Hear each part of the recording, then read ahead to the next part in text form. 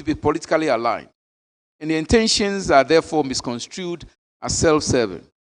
The politicization of issues in this country is a bane to the development of our democracy. I wish, however, that some of these energies expended by the CSOs are channeled into addressing the moral decadence in our body politic. We are witnesses to the response that greeted the attempt by some foreign sponsors and their local collaborators to influence the passage of the LGBTQ plus bill, currently before our lawmakers, purported at introducing practices that are detrimental to traditional and religious values. It is this kind of spirited approach that I expect from CSOs in tackling other areas of public life, such as the promotion of excellence in the education sector. I'm aware that there are various NGOs that focus primarily on education, such as the World Education International, Ghana, Street Academy, Education International, Education Research Network for West and Central Africa, and on. It will be helpful to see how these NGOs engage with state institutions in addressing the problem. Now, the state and its accredited agencies and affiliate institutions. The government of Ghana, the ministry responsible for education, and the accredited regulated bodies like the Ghana Tertiary Education Commission and the West African Exemption Council have roles to play in this moral crusade. Their role is crucial since the operations are backed by law and have the power to enact legislations and policies. The church, CSOs, and NGOs do not have such luxury. Indeed, some of the governmental policies, such as the one I referred to earlier in my paper on religious education, have proved to be inimical to the church and allied institutions. The attempt to de-emphasize and obliterate the importance of religious and spiritual dimensions in education, as pointed out by Dr. Amo, is a recipe for disaster. We witnessed this development in some advanced and Western democracies like the United States of America. Some churches and civil society groups object to what they perceive as attempts to surreptitiously import programs that they consider as morally retrogressive into our basic education curriculum. In 2019, for instance, the Ministry of Education launched a comprehensive sexual education policy under the banner, Our Rights, Our Lives, Our Future, to be added in the school syllabus as a core subject. Topics under this 2019 CSE policy are wide-ranging and include sexual and reproductive physiology, gender and SRH rights, HIV and sexually transmitted infection prevention, conception and unintended pregnancies, vulnerabilities and exclusions, gender-based violence and sexual abuse, and interpersonal skills. The policy was greeted with skepticism. The disagreements and suspicions, I suspect, lie not so much in the content of the program as in the method to be adopted in teaching this core subject, and more importantly, the intentions of the international donors who sponsored the program in the first place. At this 2019 General Assembly, the President of Ghana issued a memorandum on the matter quite forcefully, and I quote, "The General Assembly notes with some disquiet what appears to be a preparation towards the introduction and dissemination of a policy document on CSE in our schools. While a carefully packaged sexuality education can be helpful and therefore desirable, the General Assembly wishes to caution against the indoctrination of Ghanaian children and youth with ideas and attitudes that are incompatible with the religious and cultural values of our people. The introduction of inappropriate concepts and practices to our children of any age that can be damaging to the institutions of marriage and the family must be avoided," unquote. The positions by churches belonging to the Christian Council of Ghana, the Ghana Pentecostal and Charismatic Churches, and the Ghana Catholic Bishops' Conference, I presume, were no different. For their part, the Catholic Church asked the government to take concrete steps to prevent future reintroduction of the CSE in any form in Ghana's education curriculum. It is clear from the discourse that the Christian community has not shirked its watchdog responsibility in holding government accountable in the formulation of policies and legislations to safeguard the moral integrity of the state. A lot more needs to be done, however. The Christian community and allied religious institutions and organizations need to sharpen their prophetic role and be proactive in dealing with national issues, especially those that border on morality. Moderator, I now conclude. In concluding, I wish to reiterate a few issues germane to the reward systems that we have. I've already drawn attention to the fact that it has been scientifically proven that rewarding a good behavior is likely to lead to a repeat of such behaviors. Negative lifestyles, on the other hand, are likely not to be repeated if they are sanctioned. We appear to crack the whip more in cases of misdemeanors than in rewarding good behavior. Children often complain that parents are quick to punish them when they misbehave. But when they do the right thing, it is assumed that that is what is expected of them, and they are never rewarded for it. A lively public debate ensued quite recently when a taxi driver returned a handsome amount of money a passenger inadvertently left in his car. The deed was graciously rewarded by some public spirited persons and philanthropists, including the vice president. The gentleman has since got a new job with the church, the Church of Pentecost. Some, however, felt that there was really no need to shower on these gentlemen those material rewards, since he simply did what he was supposed to do.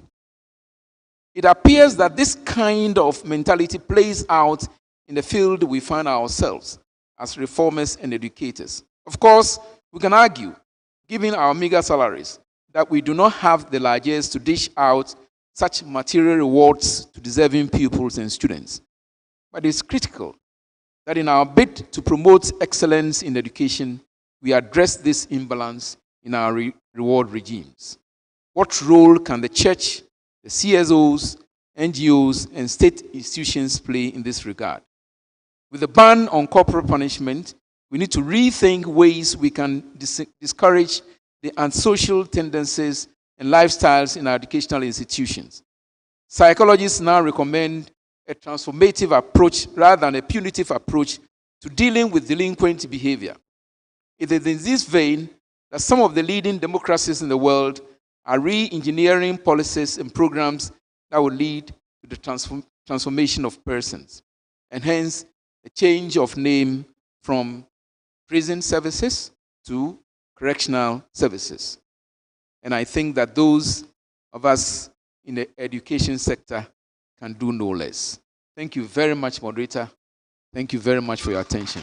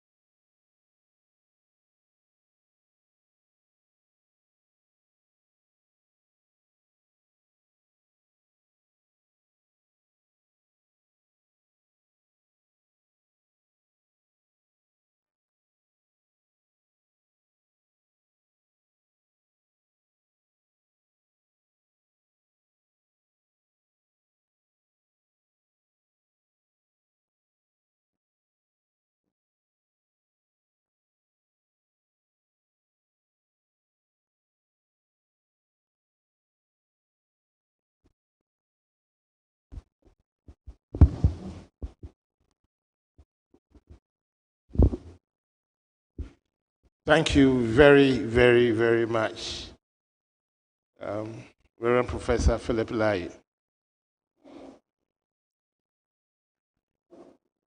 Gentlemen, I think you will need to consult with Professor Lai if he's not going to publish this in a referee journal, to gather these lectures, talks, and have them published. at least so the consultation talks and lectures could be put together in a volume. But if he's going to publish it in a referee journal, then you wait for him. When it's published, then we can bring it in. But thank you so much, because I think it's an excellent thing. Very excellent. Very, very excellent. I mean, very, very excellent. God bless you so much.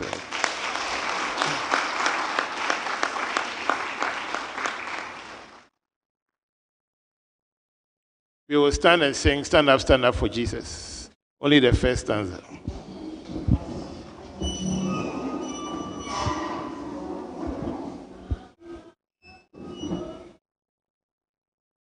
Wait. Your tune started nicely, but you ended the Jesus badly. So give the tune again.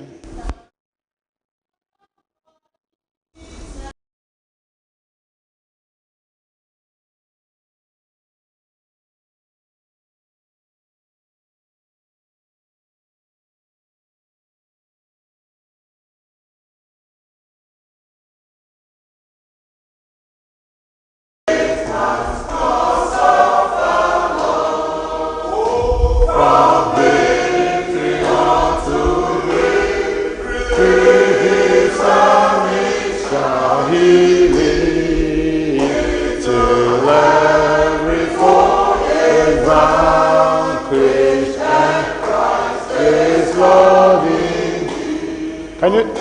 From victory unto victory, his son, he shall he live, till every foe is vanquished and Christ is born in thee. Ayi jumna metume menyame.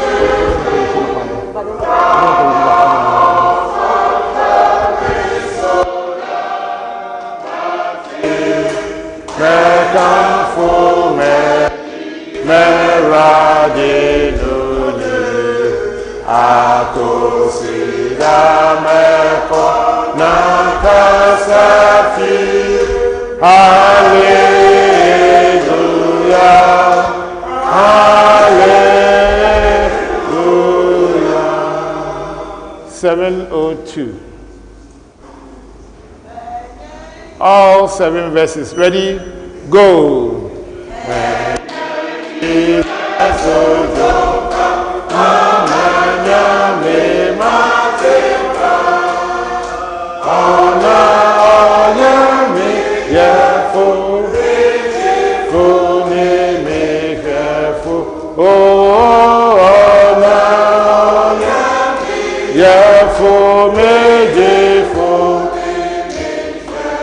Anajoa me dino na wo me na so na wo de wa mo wa bo fraso o na wo de mo bo wa bo otamfu bi say me na boni bi anyame afeadi ache me na mi trisorem paime afeadi ache me na mi trisorem paime wo pese Sintina rebaye Nia openo me ho me mawo Ya openo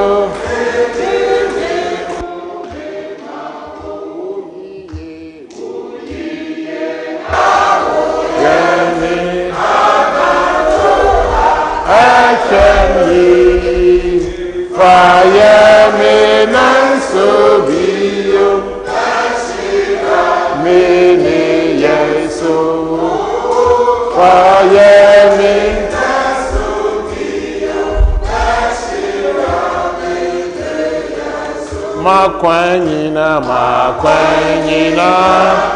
kono ni majuma ni me komam agene nya sani ya upeni eranye ne komam agene nya sani mamimfa so rokwansu na famikra adamfo na medo wanne wasem semedu woncha na medo wanne wasem kusise.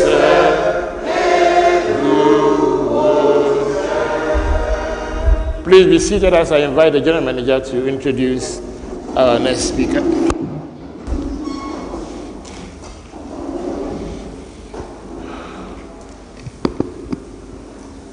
Beloved in the Lord, our next speaker is an educationist with so many years in the Ghana Education Service as a teacher, rising through the ranks to be appointed the Deputy Director General. He is a man who is very particular about anything you do concerning education, and I know you can all bear witness. Very strict, firm, but friendly. Today, we have in our midst, that's just a short introduction, we have in our midst the Deputy Director General for Ghana Education Service, Management Services, in the person of lawyer Anthony Boateng. Mr. Boateng, you are welcome to the 4th Consultation on Education. Thank you. Thank you very much. Excuse me. How many minutes would you want? Oh, my approach will make me speak for less. Probably if there are questions then I'll take them. The less will mean, teacher for the Mokan lesser. Give me 1 hour. So that if you reduce it, then it comes within time. Okay, so let's do 40 minutes then. Very well. Thank you. Thank you very much. Thank you. Professor Moderator, Professor Special Guest of Honor and Guest Speaker, Chairpersons of the Presbyteries of the Presbyterian Church of Ghana, General Manager of Presbyterian Schools, Regional Managers, Heads and Principals, Reverend Ministers, ladies and gentlemen. I am in a very difficult situation, having listened to 2 Reverend Professors speak before I am called. I'm almost nervous, but I'll try and see what is it that I can do. I am exceedingly excited to be here, and I think this is my second time of participating in the moderators' consultation. I was with you here in Koforidua on one of them. I think that was the first one, and I'm here today. And I'm grateful to God for the opportunity to share my ideas and views with you. First, let me attempt to react to some few comments or some few observations made by the moderator. But the first point is that the colleges of education working without councils have very little to say. That is completely outside my prediction. And I therefore do not want to venture into a field that I am not well versed in. What do you think about that? I I know and I believe that there is something that is amiss somewhere, because I am aware that the list was submitted, the vetting was done. I don't know, but I was supposed to have served on some of them, and my particulars and some investigations about me were all carried out. I don't know what has actually happened, so I will not be able to make any definitive statement. But I can assure you, I will take this matter up with the Honorable Minister and get you a feedback on a personal level. On the issue of the desire by the church to help, Professor Moderator, let me state emphatically that the opportunity for the church and other stakeholders to help in the educational system is available and is allowable. What we have not been too comfortable with is an attempt to come in to help through a means of levying the students. That's what we will not allow. If the church or any other stakeholder thinks that they want to support the educational system, especially the pre-tertiary level, they are most welcome and we will receive them. But what we have challenge with is that we want to come and help. Each student bring 100 cedis so that we will collect and use it to help the school. That one we will resist. The basis of the resistance is that financial circumstance of any child should never be a barrier to that child's right to academic work in the schools. Our experience have shown that such levies have been used in some instances to deprive some children access to education, including even final examinations. The other one that I picked was the questions you want answered at the end of this program. What is the current state of affairs in our schools? Have we learned any best practices to carry on? What disciplinary practices can we use to promote academic excellence in our schools? And you use money. How do we get money? I would say, how do we get adequate resources to improve our schools? As a service, we are equally interested in these answers, and we will be excited to receive your final document at the end of your program. I listened to the guest speaker, and I must say that I have followed his analysis and I share in most of them. But my personal view is that in dealing with some of these issues that have been identified, dealing with them alone from the perspective of the educational sector will be difficult. What we require will be a national societal. For example, the question I asked as I listened to him, what is the societal perception of what is prosperity in our country or in our society? Where you live in a society where how you came by your resource, the amount of affluence that you can display. Reverend Moderator, if after several years of your moderatorship of the Presbyterian Church of Ghana, you should retire and go home and go back to your family house to go and look for a room to sleep. If you come from my area of Ghana, I'm telling you, you will die earlier than planned by God. Because of the hostility you receive from your family members. After several years of moderator, look at you coming back to the family. They expect that once you become a moderator, you'll be able to build. How you get the results to build is of no consequence. That is a society we find, and it is a contributory factor to the challenges we are facing. To me, the school is a reflection of the community or the society in which it is. And some of the major challenges we are facing in terms of student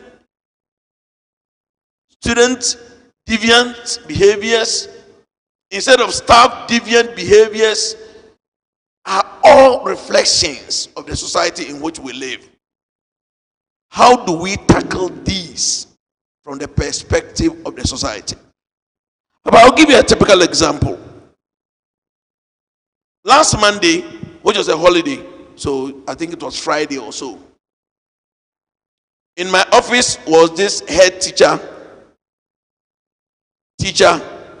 parent, and then the district director. The teacher has defiled the female student of JHS 2. And the matter went before. I invited them because of the disciplinary committee report I received. So I said, no, I wanted to see the people who sat on the committee. To cut a long story short, the committee's recommendation is that this is the first time the teacher has been involved in this. And the head teacher thinks that he's a very hard-working teacher. So he should be pardoned. And next time, and cautioned so that he doesn't repeat it. This is the recommendation from the district disciplinary committee of a teacher who has defiled a Form 2 JHS girl. And when they came with the girl's mother. And you can imagine, the girl's mother's approach is that I don't want it to be that it's because of my child that this teacher has lost his job. So please, you don't worry, we will manage it. That was the approach. So you sit in my chair, and the next moment, the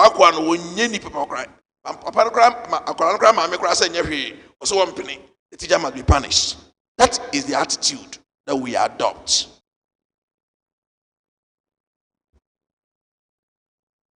There are several of us, especially as heads, where I am familiar with heads of schools, especially I'm talking about the senior high schools or those pre-tertiary. We know, some of us know our colleagues, the type of things they are doing. But who dare you go and talk about it?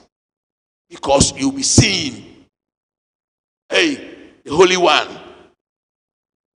That is the society in which we live. When those who fought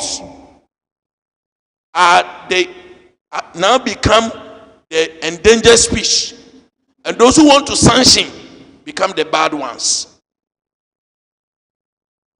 That is the society in which we live. That is why I share the views of the professor when he said that as a society, we need to look at what we want to do with those who engage in good behavior as against those who fall foul of the rules. We need to work on this. There are real dangers that the society faces, and we need to work together.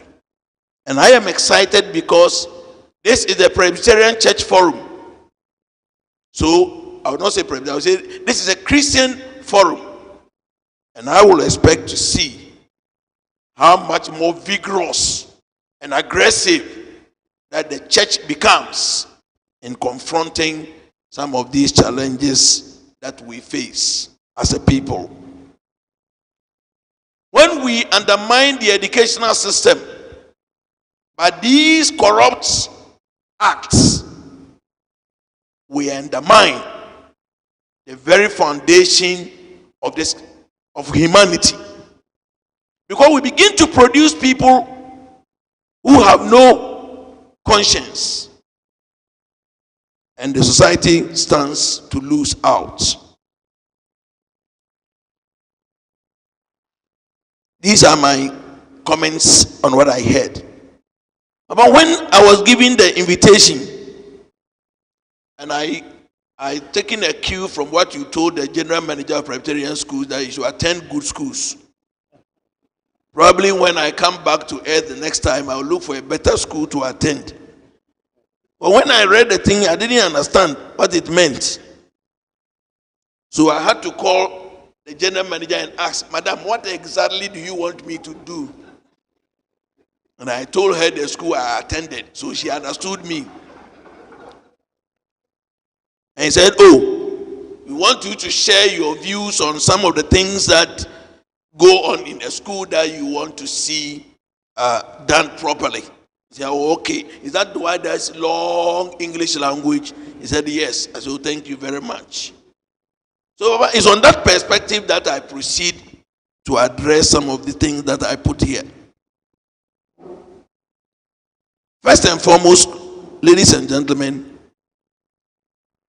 I want to look at the issue of who is the head of a school, or head of a Presbyterian school, or head of a second cycle institution.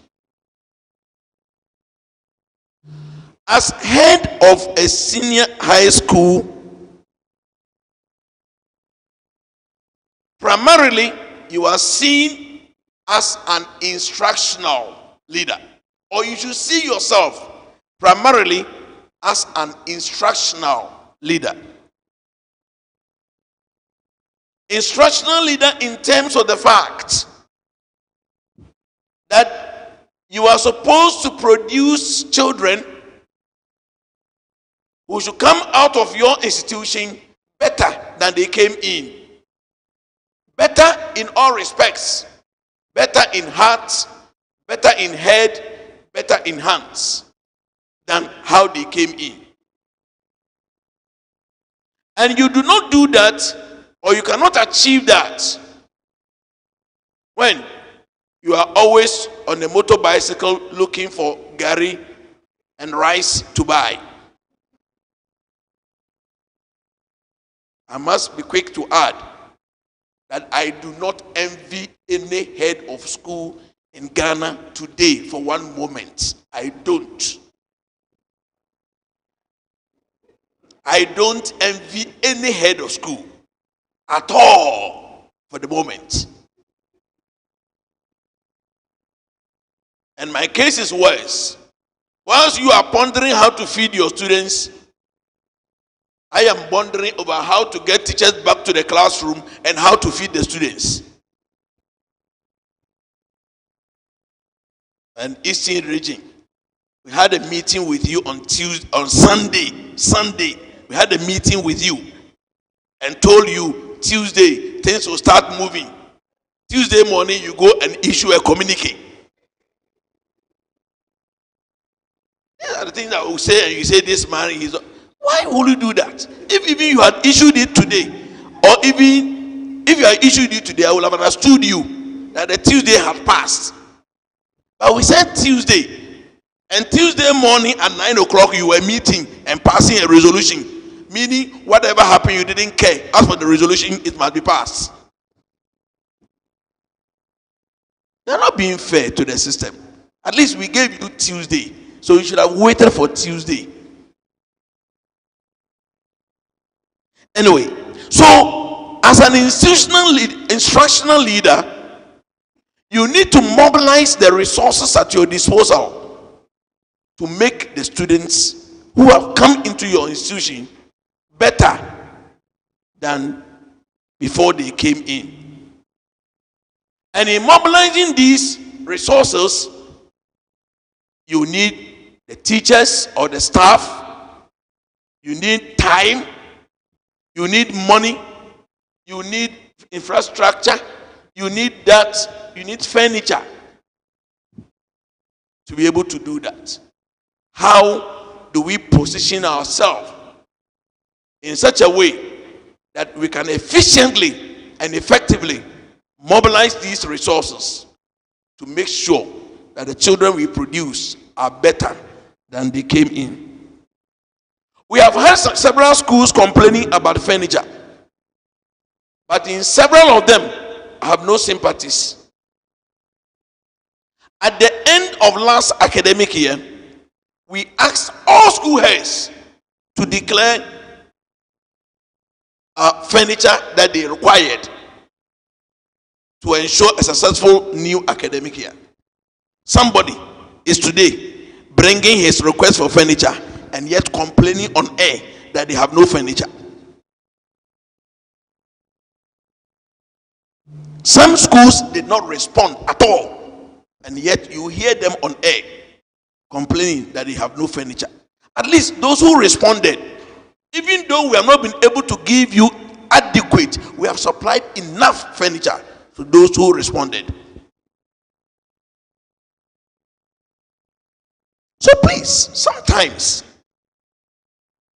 this morning when I was coming here in my car and I was listening to the communique by the Eastern Regional Charles, I said, oh,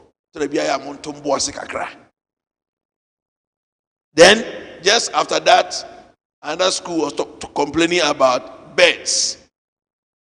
So I called the office and asked, check whether this school has its name on our list requesting for beds and whether we have supplied, because we have supplied some, whether we have supplied. They called back and said, the school's name is not on our request, so it's not on the list. And yet he's on air. You don't have beds, students are sitting on the floor, students are doing that. So please, we need time, we need space to be able to mobilize these resources so that we can produce better children. Let me also be quick to add that as head of schools, and probably let me use this opportunity to explain this once the moderator is here. Appointment of head of a school is not by promotion. And in fact, it is not promotion.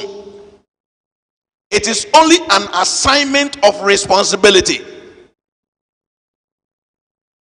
It's just like all of us assemble in this room and we say, oh, once we are a group of people, we want a leader.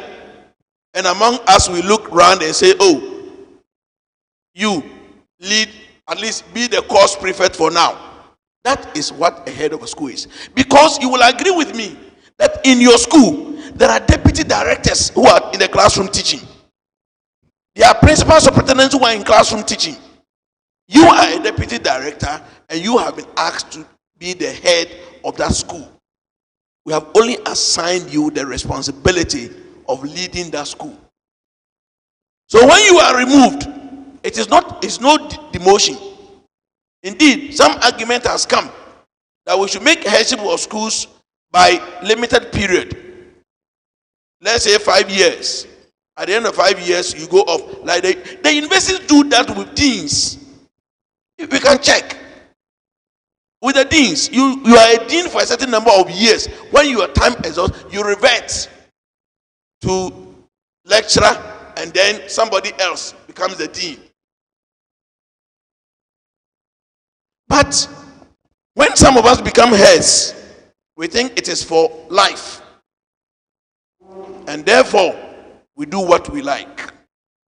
But I believe that if we begin to appreciate that the position is only an assignment of responsibility which must be reviewed, so that if you are not delivering, you can be changed.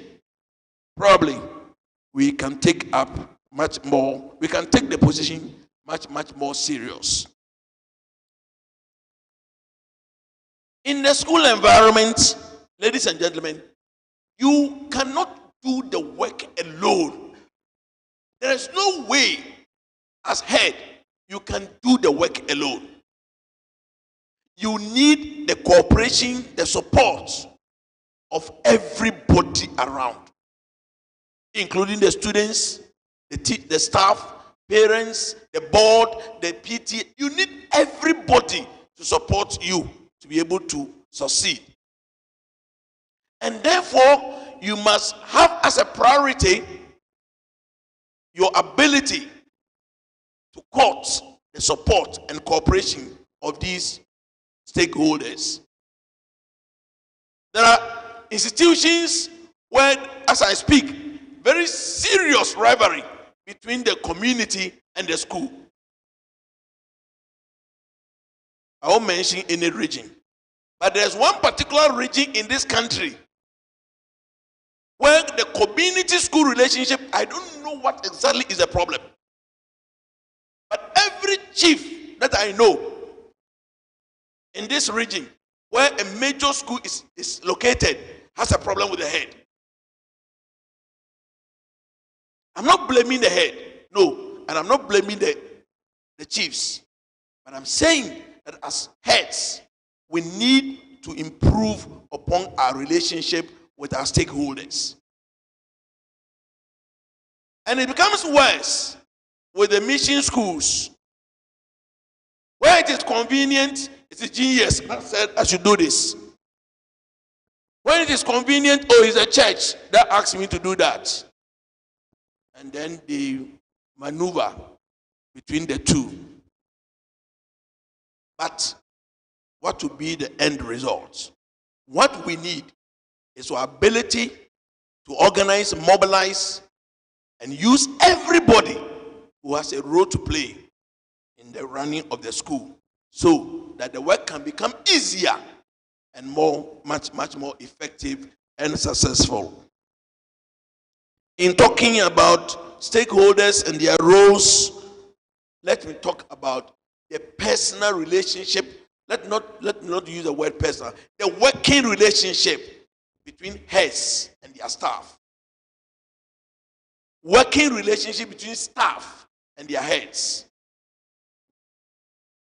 Yes, there are some staff who are difficult, very difficult to manage. I know. But invariably, as the head, you have a much bigger responsibility in courting the support and cooperation of these staff. Sometimes the difficult ones, they only need attention. And they create the challenges they create because nobody is listening to them or nobody is paying them attention. Have we had time to engage them? Do we have time to even speak to them? How many of us as heads have had time to interact one-on-one with every member of staff? Yes, I know. Hey, it is possible. It is possible if you want to do your work and do it well. So you need to improve your working relationship with your staff. And one of the major things you must avoid is the old tactics of divide and rule. You must avoid it. Sometimes those that you ignore are those who will give you the results you need. But like a typical human being, which is so, everybody enjoys those who sing our praises. Everybody enjoys the comfort of those who tell, oh, excellent, you're doing very well. But will always almost ignore the critical voices. Sometimes the critical voices have something better for you than the praise singers. Let us have time to engage our colleague staff, including even the difficult ones. Sometimes just make an effort to understand them, and you'll find some of them the best supporters in your endeavor to improve the situation in your schools.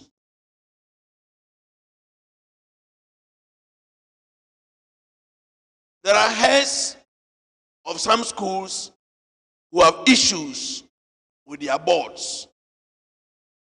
And I wonder how this is possible. But it is possible. It is happening.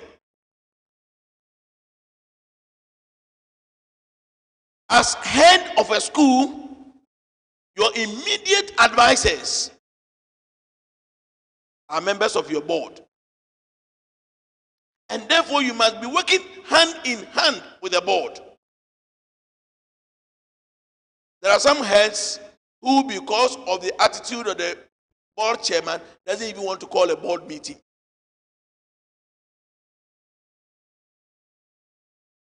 Yes, there are some board chairmen and some board members, if you are not careful, they will take over the running of the school. That one, I am privy to that. But if each will understand his or her role well, and you work together, you will see that the work will become easier for either body. Currently, as I speak to you with support from TTEL, we are beginning a process of training all the board members of all senior high schools. Indeed, it has started in some schools. About 12 schools we already finished. But we intend to train all the 13 members on the board of governors of each senior high school. Because we realize that some of them do not even understand their role. And it's creating a lot of some of the issues that should bother us at the regional and headquarters level are issues in most cases. If the boards and the head school management were working together, they should be able to resolve them at that level. And so we have been able to secure some support from TTEL, and the training program is being planned. But for the strike action, now we have an excuse. Now, if you question me, oh, because of the strike, don't worry, when the strike is over. So now you have given me excuse to give you because of the strike action. But we believe that when the training comes on and they better appreciate their position, but you also need to also make it a task to ensure good working relationship between you and your board so that your work can become easier.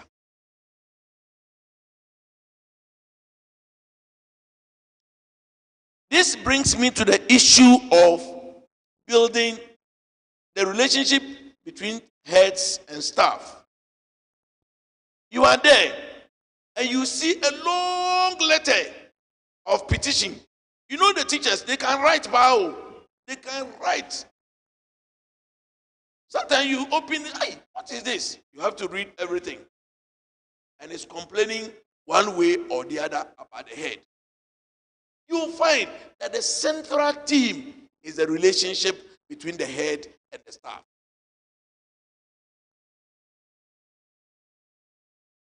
As head of the school, it is your responsibility to ensure that activities in the school are coordinated and harmonized for the benefit of the school. There will be some staff who are creating challenges for you, who are creating problems for you. Ladies and gentlemen, you need to work with these staff. Over time, you find them incorrigible. Over time, you find that you cannot work with them. And there's a need for some changes. You don't get up one morning and write, this person, I can't work with a person. You don't do that. You need to develop the practice of building of dossiers. Some head will come, he has done this, he has done this, he has done this. Yeah. So have you ever queried him? No, I called him and I warned him. I've called him and I've warned him. I called him before the senior house master. There's no record. So please, my advice to you as heads is that you must begin to develop dossiers on staff who are giving you challenges. Along the line, some of them will change. If along the line they do not change, and you get to the ultimate of asking for their relocation, there will be evidence to support your request. And it makes it smoother. Ladies and gentlemen, I'm rushing, so don't worry. Let me talk about the issue of data. Let me use your platform to say that Ghana Education Service has never said anywhere that PTAs are not important. We have never said that. And we will never say. Indeed, in some schools, PTAs have maintained the school till now. And so they are important. Indeed, the original concept behind PTA formation was to create a platform where parents and staff will meet to discuss the academic work of their children. That was the original idea behind PTA. Unfortunately, PTA has all of a sudden become a money collection institution. And if you hear PTA, it's about money. And that is where the problem is. So PTAs are important. They are critical stakeholders because after all, it is their children who are at stake. If parents want to support the school, they are most welcome. And we welcome them to support the schools. What we do not agree with is the levying of children in the name of PTA. We will not allow. I always ask this question. Some of us here as heads, the males, you belong to the men's fellowship of the Presbyterian church. And in some instances, your wives and your children attend the same church with you. If the men's fellowship levies its members, including you, and you don't pay, the reverend minister will call your wife and children and say, your husband has refused to pay his dues to the men's fellowship. So you, the wife and children, don't come to this church again. You'll be happy with that. You'll be happy with that. The PTA is an association of parents and teachers. No student is a member of a PTA. If a member of an association does not pay his dues or her dues, you take action against the member, not against third parties. So if your PTA member doesn't pay his dues, go after him and leave his children alone, because the children are not members of the PTA. So all what we are saying is that it is the parents who, according to you, who agree to levy themselves. You didn't say the students agree to levy themselves. You said the parents agree to levy themselves. So what is the business of the students in the collection of the money? What's the business of the student? Again, parents don't vacate and reopen. Parents, they don't vacate and they don't reopen. So if you come and put a table on your gate on day of reopening that you are collecting PTA dues, what are you doing? Is any parent coming to school? Is any parent reopening school? You see, we run a captive market. So that's what some of us take advantage of. Which parent, in his right senses, followed by his word, will come to the table. Master PTA, oh me, I won't pay. I say, let's go, I won't pay. Which parent can do that before the senior house master? So you are exploiting the captive market at your disposal. If you want to get the parents to pay money, you know where they are. So the day of reopening is for the students. So leave the students to reopen. In one school in the eastern region, those who have passed the communique, they told they didn't sack any student, but they were going to write exam. And they told the students at assembly that PTA levy 100 cedis. If you don't bring the money, you will not be allowed to write the exam, which was starting the following Monday. It was a Friday. So Monday, these two boys didn't go to school to go and write the exam. So they were marked absent. Why didn't you go to write? The teacher said, if I don't bring the 100 cedis, I should not come. My parents didn't give me the 100 cedis, that's why I didn't go. Who has denied the child the opportunity to write the exam? The parent. You see? Because that announcement is not meant for the students. But these students clearly were not ready for the exam. But they had opportunity in the announcement made by the teacher. So when the matter came, and we called the teacher and the headmaster, oh, it was for, they were supposed to go and tell the parents. But that's not what you told the students. You told them if they don't bring the money, they will not be allowed to write the exam. So they didn't come because they didn't have the money. That is the issue with the PTA. But in a typical case of Achimota School, they came and said they were levying every student 50 cedis for a school bus. We said, no, it's not possible. PTA, 50, you say, it's not possible. You cannot do that. So they went back. The parents met. We want to buy a bus for Achimota School. We went to ask. The bus is 20,000 cedis. So we need 20,000 cedis to go and buy the bus. Somebody said, I'll give you 5 cedis. Somebody said, I will give you 10. Somebody said, I won't pay. Somebody said, I will pay 1 peso. Somebody said, I will do that. At the end of the day, they mobilized their 20,000. They went and bought the bus and wrote on the bus, donated by PTA. We all went, received the bus, and clapped for them. It is no business of any student. So that is our position on PTAs.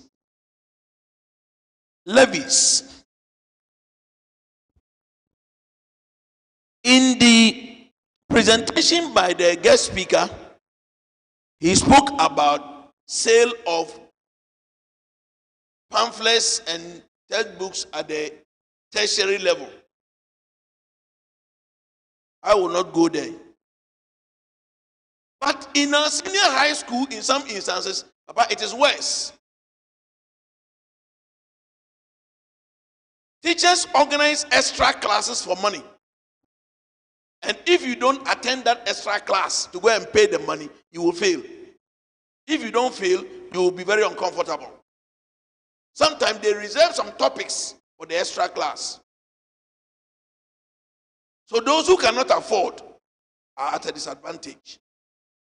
That is part of the tactics, which as heads of schools, we must replicate and prevent and avoid. Because when we do that, we will deny somebody genuinely of access to quality education. To us, as heads of schools, as moderator, as general manager, as chairman of Presbyterians, what is 100 cedis? What is 50 cedis? But ladies and gentlemen, let me tell you, there are people in this country whose yearly income is less than the 50 cedis you are talking about. And the free SHS and the free SHS, there are 22,000 school children who cannot take up their places in senior high school because of even the type of box or whatever they have to carry to school. They can't go. 22,000 always don't take up the appointment because they cannot even afford the rubrics of going to school. That is how serious the situation can be. So your 10 cedis, your 100 cedis, your 50 cedis is big money for some people. At least those of you who know a little about my background, I tell you that if some of the levies were existing at the time I was going to school, I would have dropped out. It was not that my parents were poor. My father was a middle-level public servant when I was going to school. But he was a typical Asante and told me that it was not his responsibility to take me to secondary school. That if I want to go to secondary school, my uncles should take over.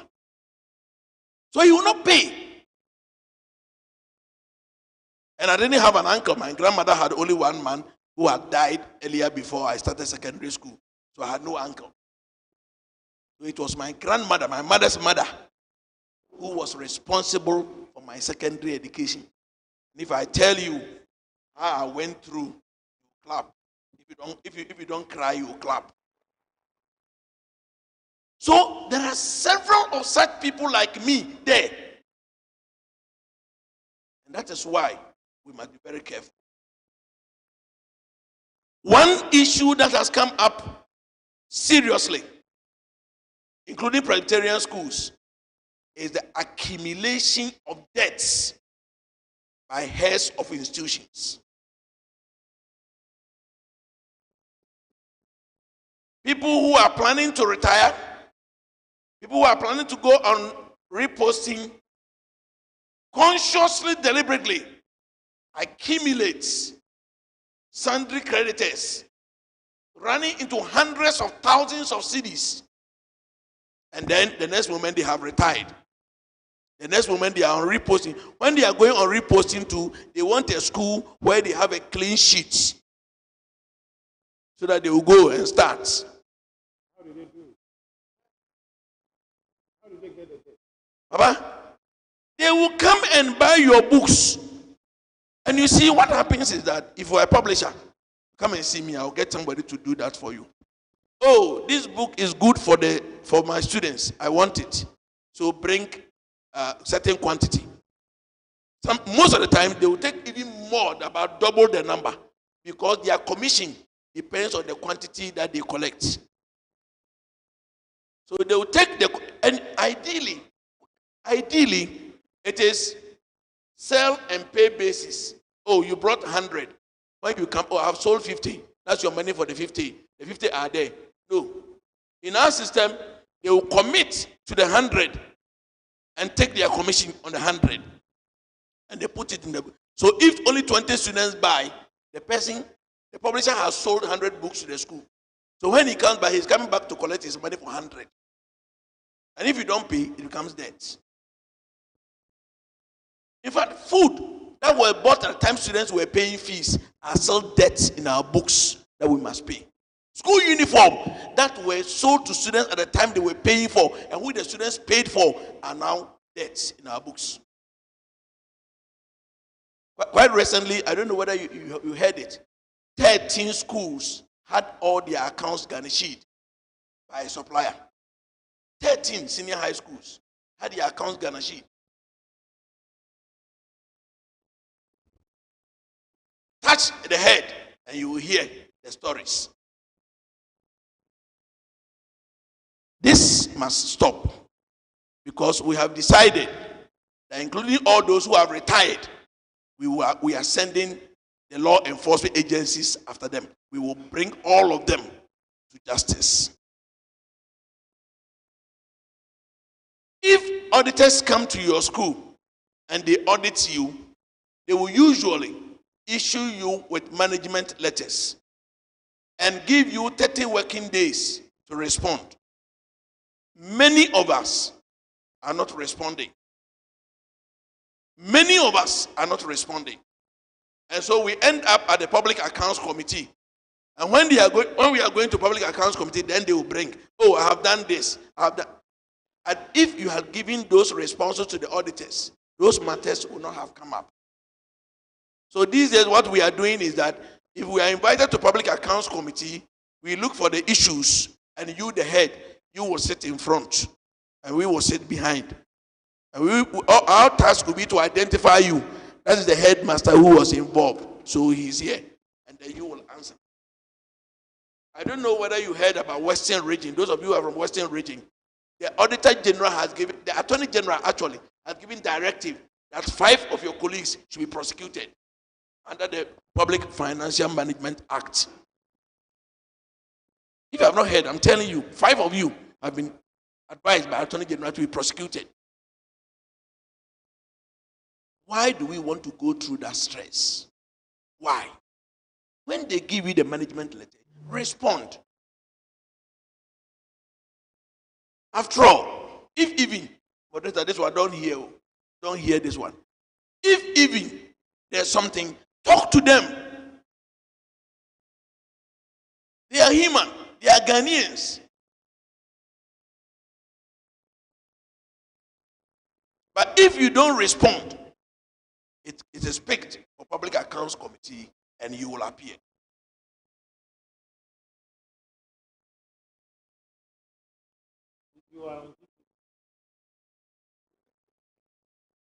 Okay. Well, I'm only telling them what they should do. If the materials are not available, like receipts, talk to them. Oh, please, I need time to go and look for the receipts. I need time to go and look for that. Talk to them. And they will understand. But if you don't respond, it will be picked for Public Accounts Committee and you will appear. Let me quickly, Papa, I'm winding up. Dismissal of students. Every headmaster has the authority to recommend. You cannot dismiss. I don't know the reason, but I met it.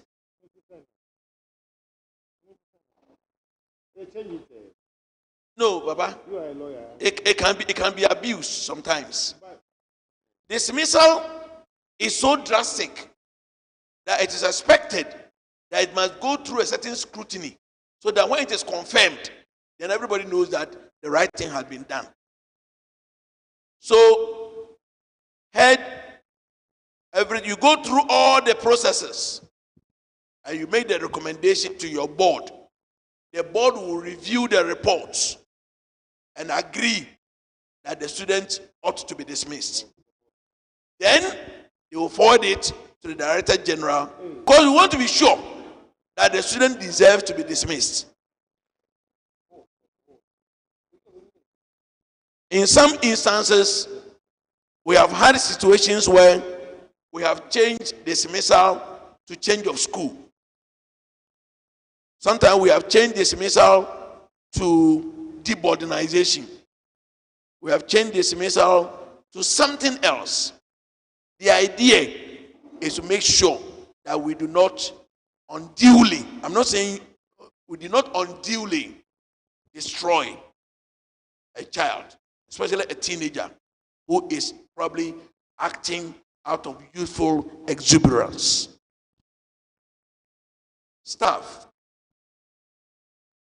Heads of schools can equally not dismiss a staff. You can make all the recommendations for dismissal, but it must go. You cannot dismiss a staff. So let's bear that in mind. I have been part of a team that is reviewing the organogram and the structure of GES. In fact, we are submitting our final report very, very soon.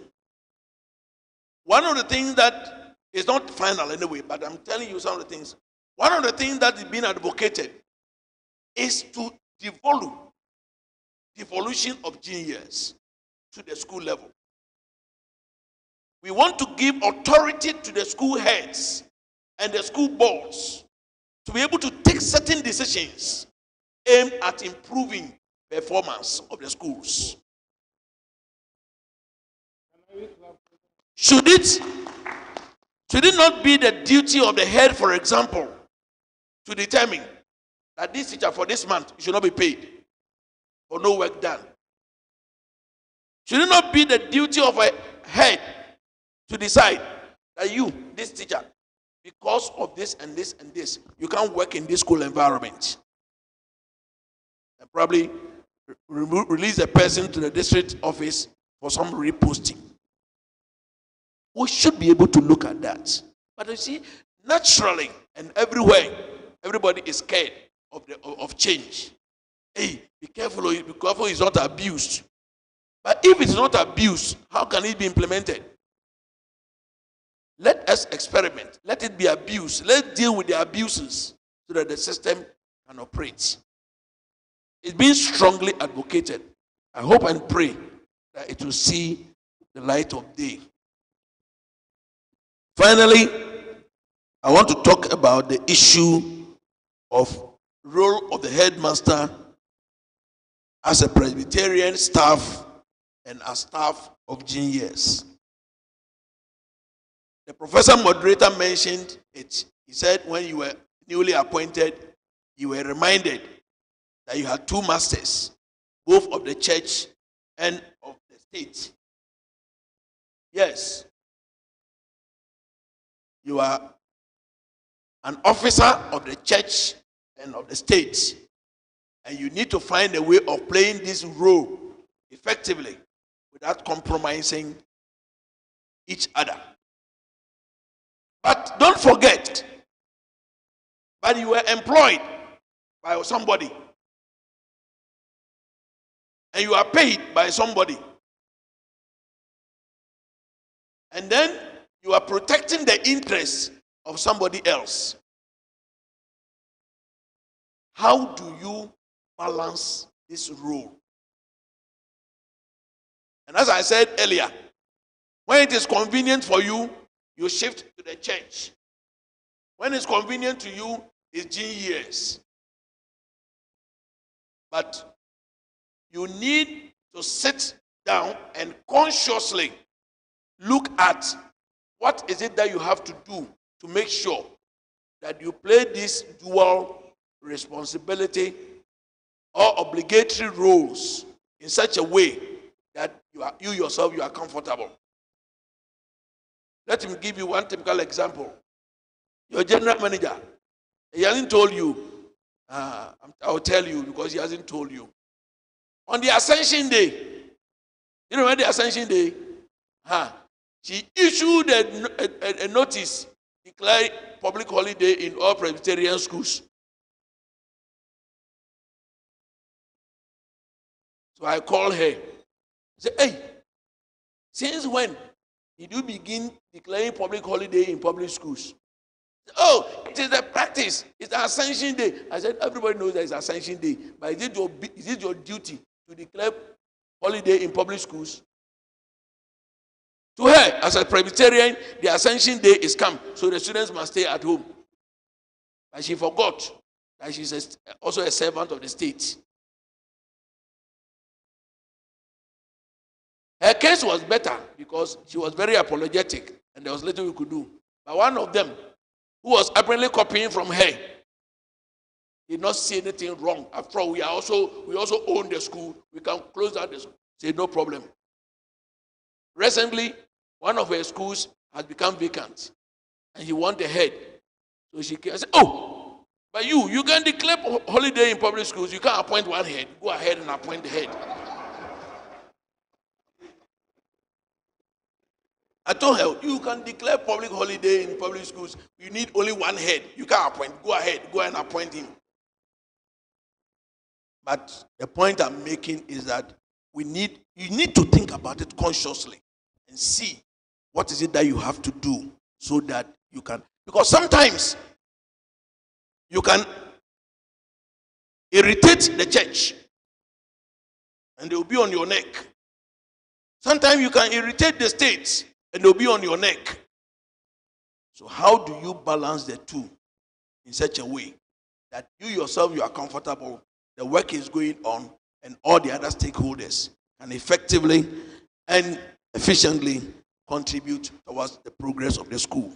I believe sincerely that if we work together among all the stakeholders, the church significant, the state important, every other stakeholder, if we work together and we appreciate the roles we are supposed to play effectively, the work will become easier and everybody will be comfortable. And we can produce children who we can promote academic excellence and moral uprightness in our educational institutions. Thank you very much, and God bless us all.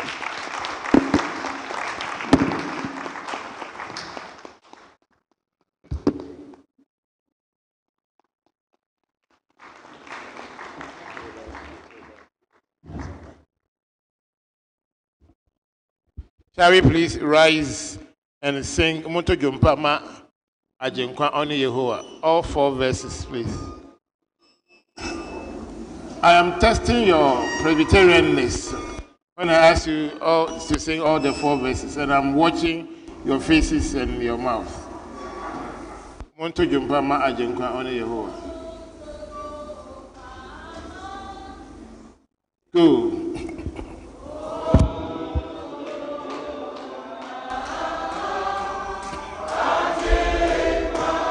Oh,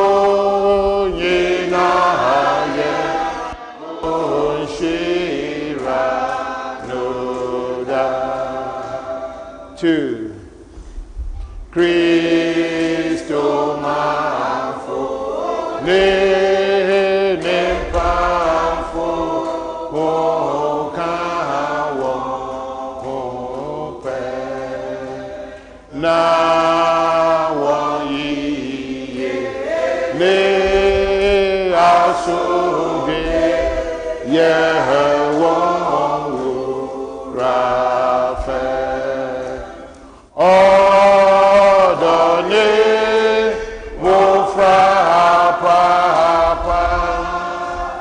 na wo amahania o na wo sakum chenu dunya 3 atafu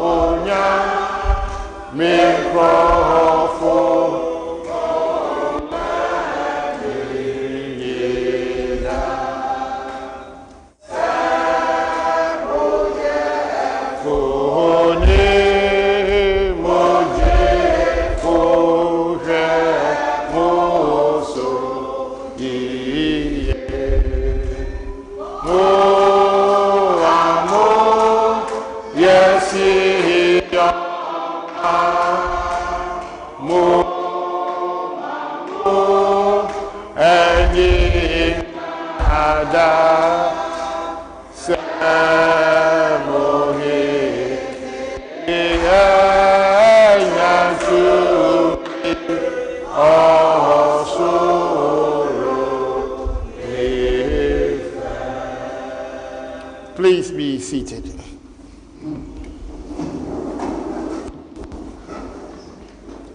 May I humbly ask that some microphones be put in the aisles for interaction period, and we're not going to be holding microphones from one person to the other. They must be standing. But whilst they do that, I would need some 2 people to give us their comments, and Professor Olivia Kwapong is in our midst. She is the Dean, School of Education at the University of Ghana, and she is an authority in adult education. Please humbly come forward. You have 5 minutes, and then immediately after that, the Development and Social Services Director, are you in the house? She's not here yet. Oh, okay, wow. Well, then you told me she'll be here, so. Yes. Let's give Professor Olivia a performance.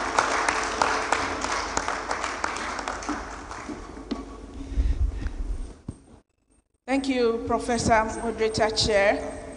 Thank you, Mr. Anthony Boateng, the Deputy Director General of Ghana Education Service.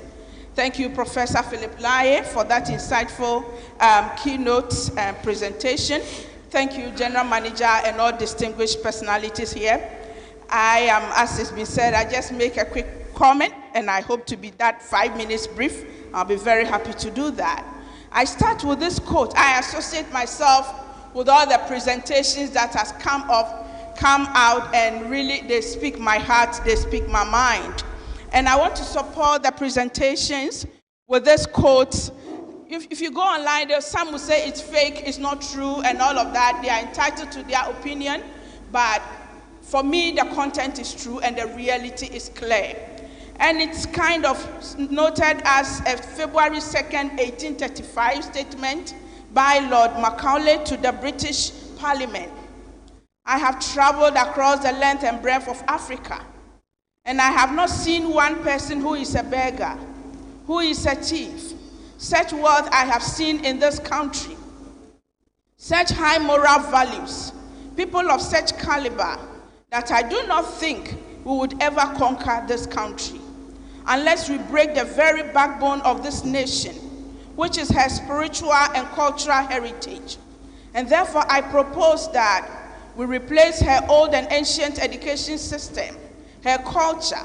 For if the Africans think that all that is foreign and English is good and greater than their own, they will lose their self-esteem, their native culture, and they will become what we want them, a truly dominated nation. And I guess whether people say it's true or false, what has happened to us over the years speaks to that. And therefore, if we're looking at discipline in the light of Christianity, then I'm sure we are speaking the word of the Lord Jesus Christ, our God. And Papa, I see that when you talk about discipline, whether we should cane the kid or discipline in whatever way or form, as a Christian who admit that the Lord we serve is the great disciplinarian. And whether we like it or not, he disciplines us every day. When situations are happening to us, he said, blessed is the one you chasteneth.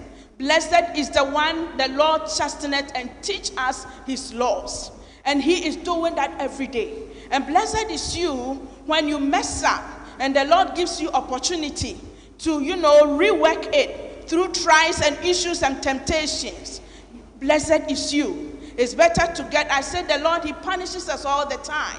And the blessed one is the one who receives the punishment here. Otherwise, when you go there, there is no end to the punishment.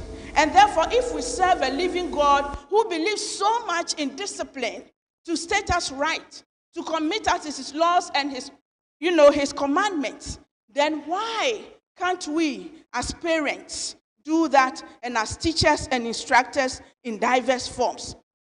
So if we're talking about, and I like, Papa, what you said about the British people or the American people visiting and seeing that, the students they met, they've never seen that. Sometimes, and therefore when we see things Western, we just borrow it and all of that to our disadvantage. Why all gayism? Why all the one big word among kids in America is depression? And then I tell them, we Africans, we are not depressed though. You think we are poor. We are not poor, because when we measure our values, and if we measure values better than money, I'm sure that values will weigh higher than money. It's unfortunate that we have borrowed monetization of the economy, and therefore we feel that money is over and above everything. But values, and I tell them, you go to the north, where you feel you find a poorest Ghanaian, and then you see that person with the vast land around that person. You can't compare that person to the one in New York, having a small cubicle, paying so much, chasing after the train, not having much fun, and therefore depression and gayism, and they are never satisfied. So let us uphold our values, and for me, the fundamental for us is our values. our Christian values, our traditional values, our values that we incorporate into our children. And for me, the home school is the best school.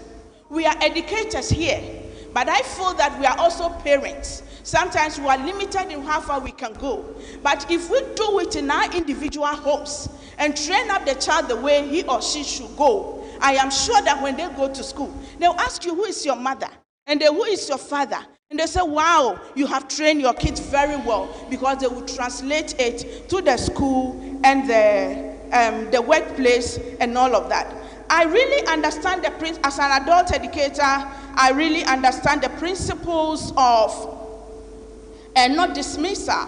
For me as an adult educator, I say everybody must go to school, because I say school is support. I was saying I have another meeting, people, grading amateur entrance exams. Then I said, don't fail anybody. I wish you don't fail anybody. Just give the person. It's only in a part of the world that people are holding money up to tertiary level. They want to go to school, and we say, no, thank you.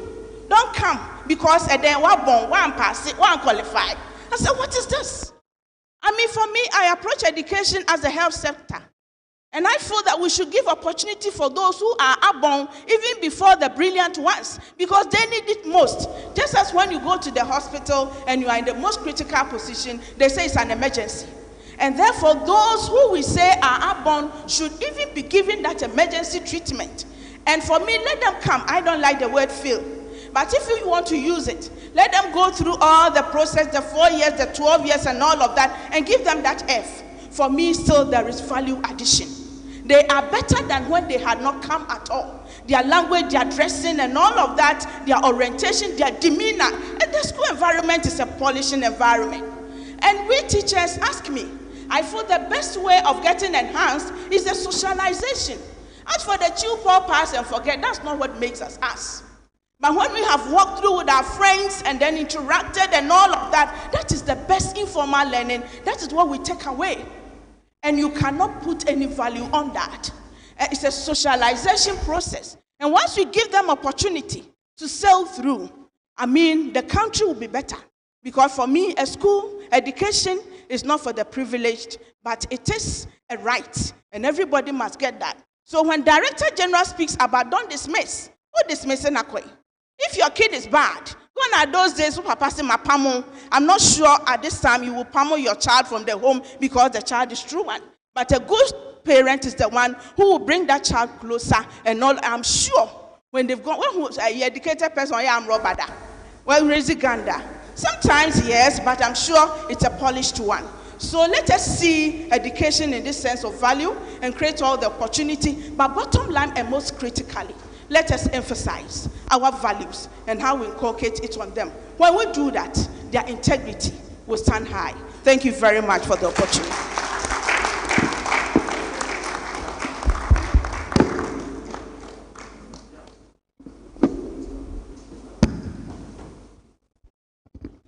What is the microphone? You're going to use that one? Okay. Right. So they will stand there and face us. Or maybe put it away so that they can face everybody. Put it here so that they can face both the crowd and us. Yeah. Yeah. Yeah. Now, right there. Oh, no. Watch it. Uh-huh. Anyone who wants to make any comments, I'll take the first 5. Line up by that microphone, please. I'm counting 10. If there's no line up, we close. 10, 9. Just line up. 10, 9, 8, 7, 6. I'll take the first 5. Okay, all right. First 5. So first 5, the rest you can stand, but the first 5 will speak.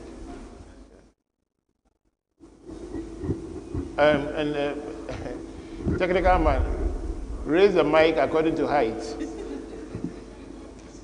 I beg you, so that you don't come and say she has failed.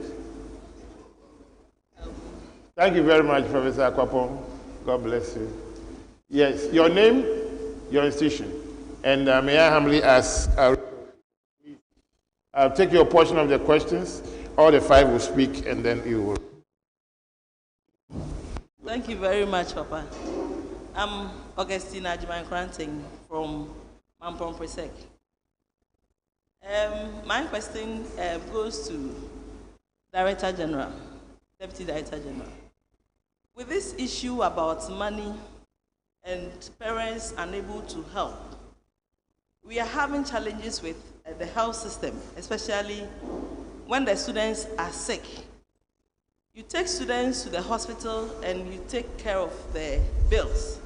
You call parents and they tell you that it's free SHS, so since their children are with us, we should take care of them. Sometimes they are hospitalized and you have to take care of them throughout. Health insurance is not working very well for us. So it is draining us seriously and something must be done. Thank you. Thank you. Number two. Thank you very much for the opportunity.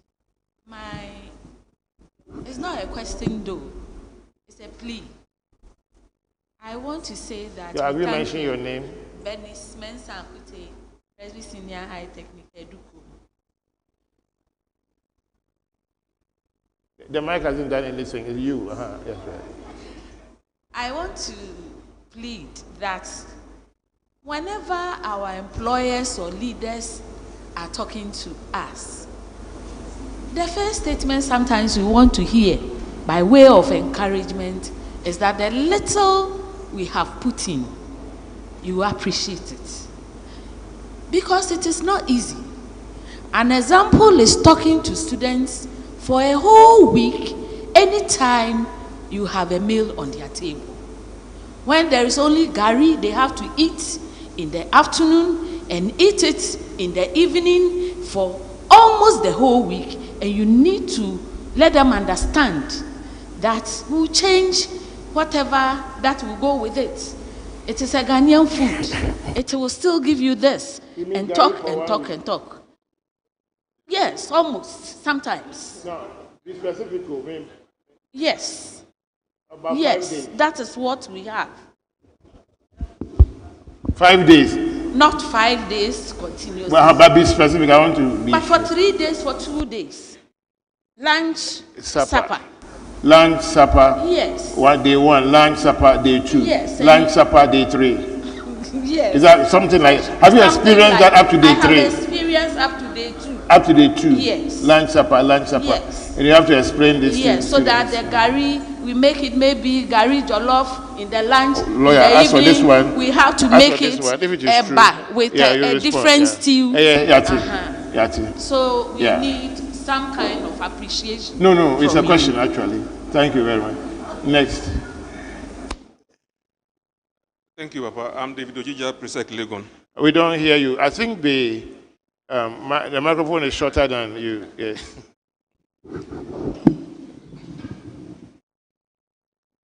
Thank you, Papa. I'm David Ojija, Presec Legon. You should ask 6 times award winner. And the 7th one is coming soon. Why we hear Prep College? Papa, my first one is to Professor Philip Lai. Yes. The most terrible experience I've had at the university is during my research work. I chose my topic, and lecturers in the department said, no, it's a new field. I should choose a topic that has ever been, others have ever written about, and I should coin my topic out of that so I can get something from the library. And I said, no, I want to do something new. And I was told that I would crash, and I crashed. Because lecturers, professors were not ready to help you to navigate any new field. And from his presentation, some of all these things, I don't know how some of these things can change. And I had this experience 2 times, first degree and second degree. I was insisting that I want to do something new. And the advice was that you may not graduate now. Do something that others have done before. And I didn't get it. So maybe he can help us on something like that. The next 2 is for Rabuatin. Lawyer, the current situation, if we are not careful, or even it is happening, there are cases where teachers go on promotion without the knowledge of the heads of institutions. Go on promotion. Promotion. Because it is online something, and the means of taking their, sometimes the school, you don't even know anything about it, and they get promoted. And there are some of them, the record they have in the school, there is no way they could have ever qualified for promotion. I want us to check this, if it is possible for it to become a condition, that at least the appraiser should have something. The second one.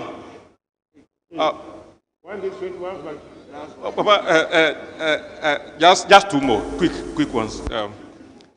Papa, we need clarity when it comes to accommodation of staff. This thing took me to PAC, and at PAC, they advised that GES should really provide that clarity, because there's an agreement between employer and employee signed recently, and they have indicated the category of staff we should give them accommodation. And it ended there. As to whether they should pay something for maintenance, it is not there. Now, those who are privileged to be in this accommodation are referring you to that document, and that they are not supposed to pay anything. Now, because they didn't pay, I was taken to PAC. And I think there should be that clarity for us. The last one. The last one. No. Marita, I beg you. I beg you too. You've asked 3 questions. You alone. Yes. You can go and come back in the next. Thank you. My name is K. Oku Afare. Suhum Presek. Lawyer said that he doesn't envy any headmaster in contemporary times. Lawyer, thank you. In reality, nobody should envy any headmaster or headmistress now in Ghana. Lawyer, we have been made to sign performance contracts. We have been signing to ensure that teaching and learning and students' performance go on. But what it takes for us to achieve this performance are not forthcoming. Lawyer, I hope and I know that you are aware of our situations in our schools. Food is not coming. Buffer stock is supposed to supply food. Food is not coming. My sister said 3 times the students eat gari. As I was listening to you, and a sister school just WhatsApp me for assistance. You know, these days we have been doing barter. I don't know whether we should call it barter trading. We exchange food. Whenever you have something that will take you maybe 2-3 days and your sister's school does not have, you offer. A whole lot of things are going on. We are giving money for perishables. And perishables, to my understanding, is to buy contombre, tomato, mamwane, and so on. But I don't know whether sports, culture, and all these activities are also perishables, because we are now using this money for all these activities. Thank you. Thank you, moderator, sir. I am Reverend Edward Asamoah Boateng, Tamale Presbyterian High. My question goes to the lawyer. We cannot dismiss. Here is a case, a Form 3 student who has been registered was caught smoking weed, was given an internal suspension after meeting the disciplinary committee. He refused to do the work. He has said he will not come to the school again because he has been registered. Now, once a while, you will see that person in the uniform, he passes around and then off. I went to WAEC to find out whether I can remove that person's name from my register so that he will write, because he has registered, you write as a private candidate. They said no. Once he has been registered, he has a contract with WAEC. Please, wouldn't this also create avenue for those behind to also copy this? And where will be the discipline we are talking about? Thank you. My second one is... Who said that you have are you Presek Legon? No, sir. I can never be Presek Legon. I'm Tamale Presek. Okay. I'll give it to you as 1B. Yes, sir. Thank you, sir. Yes. Please, we were talking about the PTA. Now, you compare that with the children's service. Yes, it is true. In my church, when I wanted the parents to be committed to the children, they were visiting an orphanage. We told the members of the children's service to tell the parents to bring whatever they have so that we can present to the orphanage. When they were coming, they brought them, and then we took them.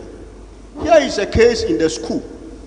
There is a parent coming from a remote area where the parent says he has no mobile phone. To get to the parents is through that child. And that child is going home and have given him or her a letter that the parents should come and pay the PTA levy. And the child is coming, the parent is giving to the child, and I can't take it from the child. That is where we have a challenge. So please, let us look at it carefully. Thank you very much. Thank you. I think that one question went to Professor Lai and the rest to the Deputy Director General. So I'll ask Professor Lai to clear his, and then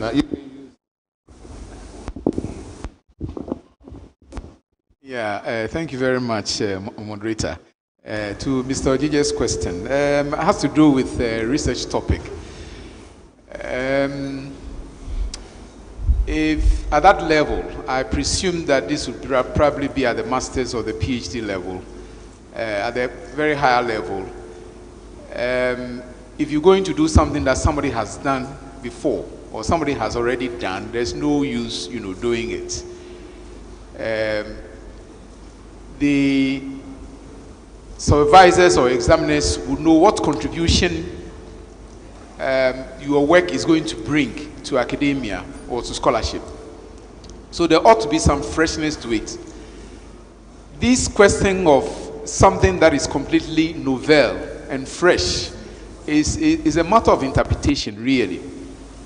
Because in academia, they're actually looking for something fresh, something novel. So sometimes it's about the field, broadly speaking. Maybe in sociology or philosophy or something, there's a broad field that your work, touches on. And that is where you actually draw sources to be able to do your work. Your work will have to be situated within a certain field. But what you are going to do may be novel, touching on maybe some phenomena that is happening somewhere. The idea is that you need to draw on some sources to be able to do your work.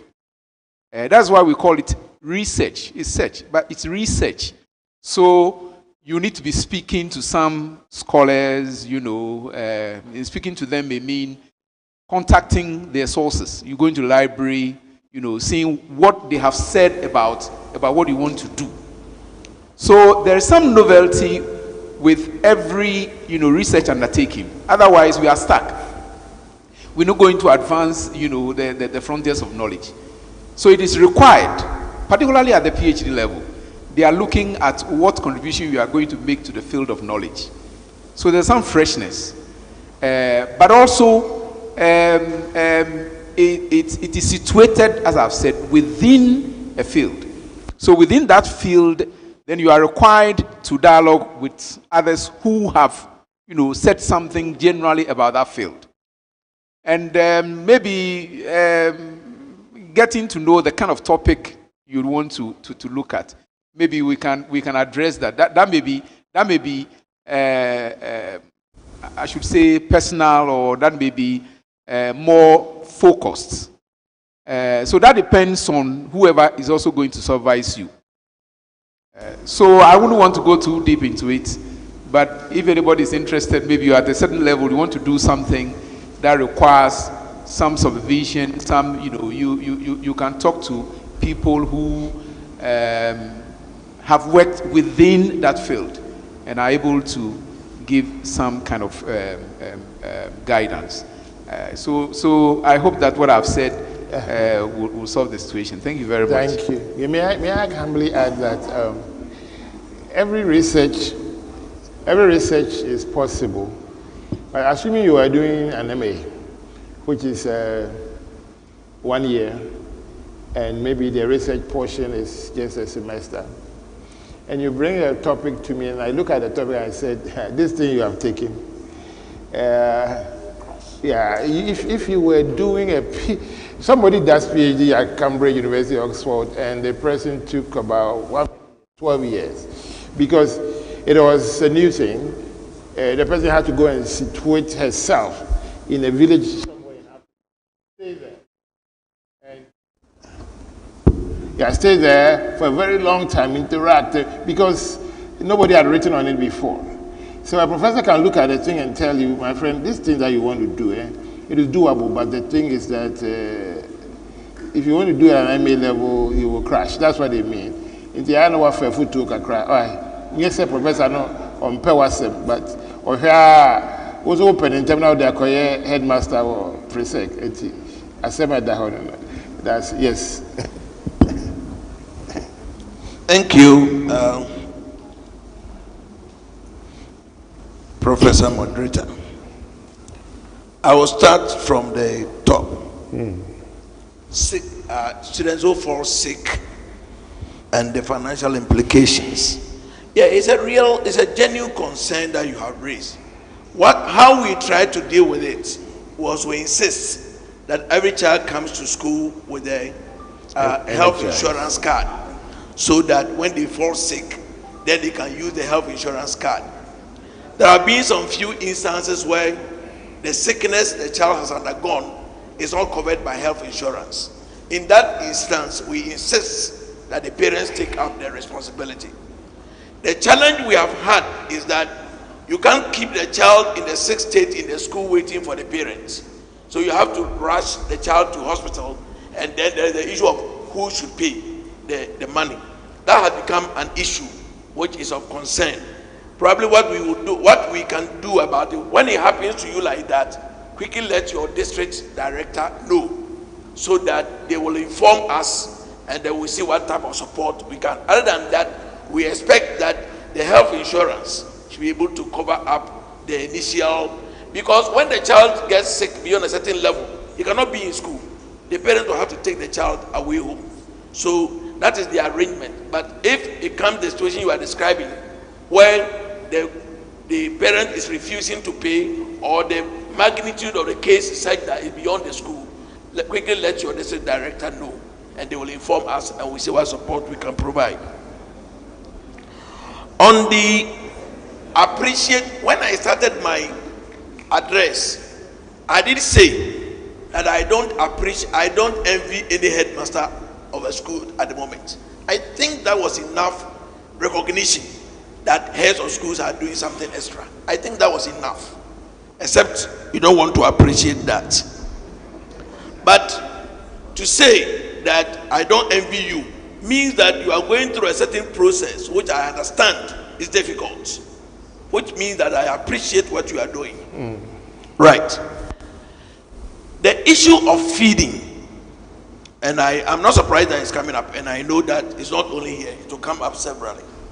This morning I was having a very short discussion with the moderator, and I was trying to explain some few things. I will not be able to explain those things here, but what I will say is that we fully appreciate the challenges the schools are going through with feeding, and we are doing everything that we can to resolve the matter. Last Sunday, we had a meeting at 6 p.m. with all the regional executives of CHARS, all the regional executives, including the national executive of CHARS, on Zoom. And the meeting was addressed by the Honorable Minister of Education, and the topic was feeding in senior high schools. We gave certain commitments, and we stand by those commitments.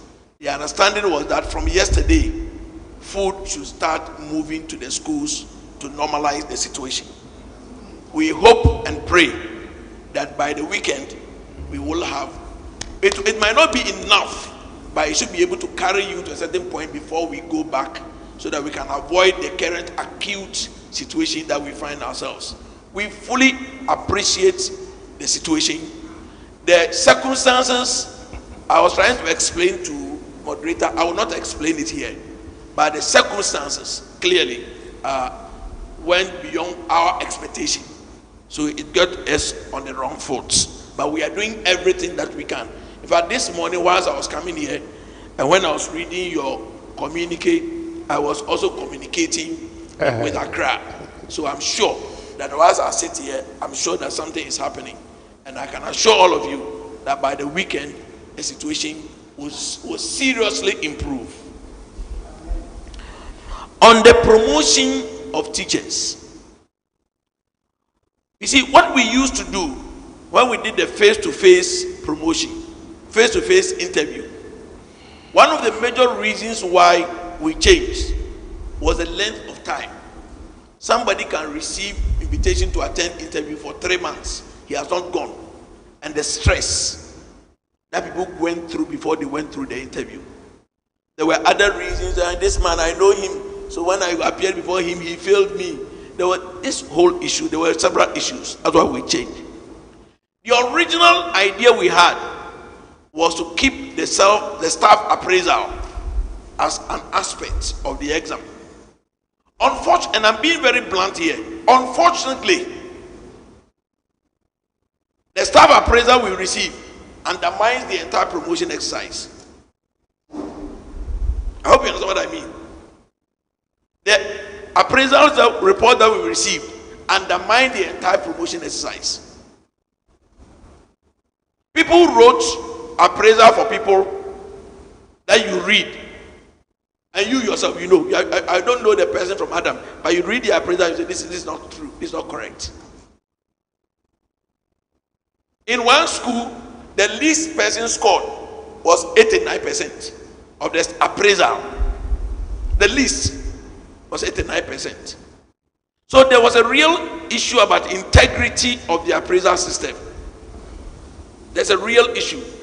In fact, what we understood is that in some schools, this teacher, let him give him 100 so that he will pass and move away from this school, so that he will take his trouble away. And there are many instances where people think that if I give the person the actual score, he will be angry with me. So let me manufacture something for the person. So the appraisal system itself, as we have it, is undermining the promotion exercise. We said we should go ICT. You don't know what you said. You said we should go electronic. That's why we went online. So they apply online. But I fully appreciate the point. What we intend to do is that there have been some discussions with the consultants who handle the promotion exams as to how do we incorporate the appraisal into the final score of the candidate, and whether or not we should do the WAEC thing of your continuous assessment, whether we should debase your score by a certain proportion so that we can factor in. At least that should help us to identify very severe cases of indiscipline in some of the schools. So we are looking at that. Can I ask a question about that? Yes. At the tertiary level, so for example, if I have to promote somebody to the position of a senior lecturer, so the dean's comments for a senior lecturer and the person's contribution to the school might contribute, say, about 40%. And then the 60% is left to the external assessors. But then, say the person might need 55% to pass. So I'm trying to suggest that we cannot and must not, for the sake of integrity, no matter how foolish, quote unquote, a headmaster's or headmistress's assessment might be, it is so important, it must be incorporated. But then you give it a certain percentage. Yeah, but so even if it's 30% of the whole thing. But that's what I'm saying, that we are looking at debasing the score from the school in such a way that we can incorporate part of it. Because at least, if for nothing at all, we should give us the opportunity to identify those he is inscribing. Yeah. There are very particular people who should not be promoted. Okay. Those ones at least to give us a fair idea of who they are. Rents.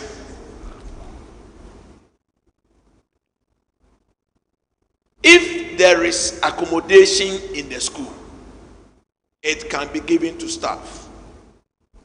Apart from staff whose appointment letters grant them duty-free accommodation, they are supposed to pay rent. Apart from staff whose appointment letters grants them duty-free accommodation, each and everybody occupying public bungalow must pay rent. Of course, the rent depends on the accommodation. There are some who pay 10%, the others who pay 20%, others even pay 25%. But if you are entitled, your appointment letter says that you are entitled to duty-free accommodation, like head of a school, then you don't pay. Other than that, you are supposed to pay rent. What has happened in the schools over the period is that they were not actually charging the real rent. There's a compromise, and the teachers and those occupying the bungalows paid something. It became a source of Public Accounts Committee comments. If you remember, the Western Regional Director had to issue even a letter, and the teacher unions took it up, and it became an issue. But so long as your appointment letter does not grant you free duty post accommodation, you are supposed to pay rent. But the rent had been left at the level of the school to be determined at the level of the school. Initially, they were even taking it at source. But then the other challenge that came was that when controller takes the money doesn't get back to the school. So once you need the money for the maintenance and the repairs, the money doesn't come back. That's why we decided to leave it at the level of the school, so that you can take it there and use it to maintain and repair the bungalows. Performance contract. I do not see what the problem is, but everybody who calls himself a worker must have a performance contract. Everybody must have a performance contract. That is the basis for determining whether you are working or you are not working. But you see, we always look at these things from the other side, but we don't look at it from the other side. When you are signing a performance contract, the supervisor has his obligations and the worker has his obligations. If I'm supposed to give you chalk to be able to teach, and the chalk does not come, I can't come and hold you responsible for not teaching, because the resource you needed to do the work did not come. You are talking about food. Yes, who doesn't know that we have issue with food? We have challenge with feeding. So nobody will come and say, why didn't you feed the children with jollof and sardine? Nobody will come and ask you that question. But everybody appreciates the challenge. So the supervisor has his obligation, the worker has his obligation, and you can only assess on condition that you got what you were supposed to have gotten to be able to expect, to be able to produce a certain result. But like your power. Me back on school. Oko ebi a presec legon. Me bano metimi amano kokko ene edua, metimi amano jollof, metimi amano yini ade. After ode no koya o say gari. Now me ameti won o ka kire me a, so o ka kire me a. Metimi de meduane na eduane abre me ba no. O so se mfama. Baba. Ndi onyare. Baba, let me explain. What we are going through is abnormal. What we are going through is abnormal. Everybody write it down. This is not the normal. This is not the normal situation. Okay. We have run free SHS for 5 years now. This has never been the normal situation. Thank you. We are going through an abnormal situation. We fully appreciate that. But you see, let me tell you something. The school environment should provide a certain level of training to the child. If we were running the normal situation and everything was normal, Wesley girls in before the abnormal situation, Wesley Girls PTA came and said they didn't like the type of food we were giving the children, so the parents were prepared to pay more so that they will be fed more. We said no, they should eat the regular food of every student. It's part of the training they were undergoing. So we told them then they should not wear uniform because they have better clothes at home than the school uniform. But the school is the training ground. But what we are going through now is completely abnormal. It's not the normal situation. And it's unfortunate that we are going through this. But as I've said, we hope and pray that we will overcome the challenge as quickly as possible and everything will return to normal. I didn't get that question. That was linking sports and culture to perishables. I didn't get it. Money. We are supposed to release monies to you for perishables. That money is not meant for recurrent. And you see, ladies and gentlemen, sports is deliberately and consciously organized. You want to organize sports, the money has not come. Why do you go ahead and organize sports and then turn around and say that I don't have money for organizing sports? You see, that is the issue. Sports is deliberately and consciously organized. Before you even plan, you must know how much you are going to spend. So you know that this money is going to be into sports. The money has not come. Why will you rush to go and organize sports and turn around and complain that we are organizing sports, we don't have money to pay, so we are abandoning the program? What planning went into that?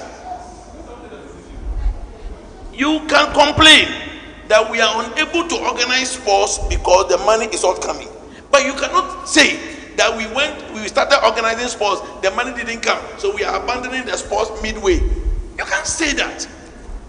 You can't. We are, as I've said, we are in an abnormal situation. We are dealing with the problems. We will deal with the problems.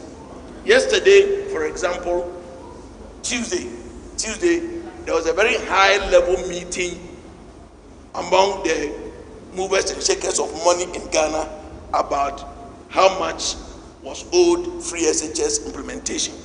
So we expect that the situation is receiving appropriate attention. I must tell you, and I can tell you on authority, that meeting was chaired by the president himself. Oh, good. And he gave specific directives. So we are looking at that. That's why I'm saying that we are not if we're doing the regular things and these things are coming up, I can understand. So please, let's be a little bit patient and things will work out very, very soon. Then, the student who was caught for smoking weed, given internal suspension, and he walked out of the school and said he will not come again, and the headmaster went to WAEC. The entire process is wrong. The entire process is wrong. When you engage in a wrong process, you have a wrong answer. You see, we continue to say that. I know, I don't fault him, he's a new head. I know. As for the heads of schools, your name I might not know, but merely you mention your school, I don't know something about your school or even you yourself. I know. If you start introducing yourself and I get to know, I can mention each and every one of you something about your school. But you see, he's a new head. If these things happen and you are not sure, call your colleague and find out when these things happen, how do I deal with it when you are not sure? Or go to your district director or go to your regional director and seek advice. If you catch a student smoking weed, you don't give that student internal suspension. How? And then, if you want, please, you see, let's follow the protocols. If you go to WAEC as headmaster and tell WAEC that I want to remove somebody's name from it, they won't mind you. You were even fortunate that they even responded. They won't mind you. If you want, we have said, in fact, I don't don't know whether you have received the draft. Yes, CHAS members should have seen it, but we send it to you at your conference for your input. We are looking at some students after registration will not attend classes, will start misbehaving, and the rest. We made provision for all that in the revised rules and regulations, which the stakeholders are looking at. I hope the general managers have received their copy to look at it. If you haven't, find out, because we have sent it out to all the stakeholders. Right. Now, you see, if you want WAEC to remove a child from your center, which is allowable in our scheme of things, you the headmaster, you don't go there. WAEC will even want to know whether you have appropriate sanctioning to do that. So you liaise with the director for schools and instructions, who is the direct link between GES and WAEC. After she is convinced that the child should, yes, we remove them. We go to WAEC and say, he cannot write we are not banning you from writing the exam, but he cannot write the exam at this center. So look for a new center for the person. And they'll look for a new center for you. In one instance, we got a student, a candidate in Accra, going to write the exam in Kumasi Central, Kumasi WAEC Hall. And the parents said, okay, you should stop. So no problem. We have not sacked your child. You have sacked yourself. So no problem. After all, that was what we wanted. So it is done, but it must follow a certain procedure. So please, if you are in that challenge, find out how to handle it, and you'll be advised appropriately. On the PTA levy through the child, please, it is no. Because of the potential abuse, it is no. I hope I was very clear when I was reading the PTA position. It is no. Thank you. Thank you. Now, we are really behind time, and so the last set of questions will be 3 people. It should not be about food. Not for the food. I think that if you will excuse me, Baba Moderator, the issue about the food and the money, I think I've made the position clear. So we need not repeat that. So that if the weekend, I said by the weekend. By the time you people go back to your school, we expect that the situation will have improved drastically. So if there are other issues other than the food, we can take them. But the food and the money, I will pray that we leave it and await the reaction to the promise we have made. Thank you. Wait, I'm going to be selective. The first 5, they were all heads of institutions. The second set, a Presbyterian chairperson, a regional manager, or a board chair. Go to the microphone. Who me Presbyterian chairperson first? Who dream a cow coin?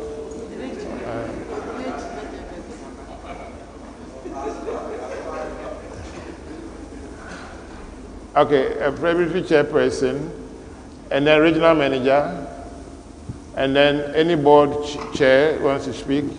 Okay, then one other head of a school could join, and that's all for the day. That's Prempeh College. No, Prempeh College will normally not speak. Okay. He has lots of money. I visited him, was it yesterday or 2 days ago? Yes.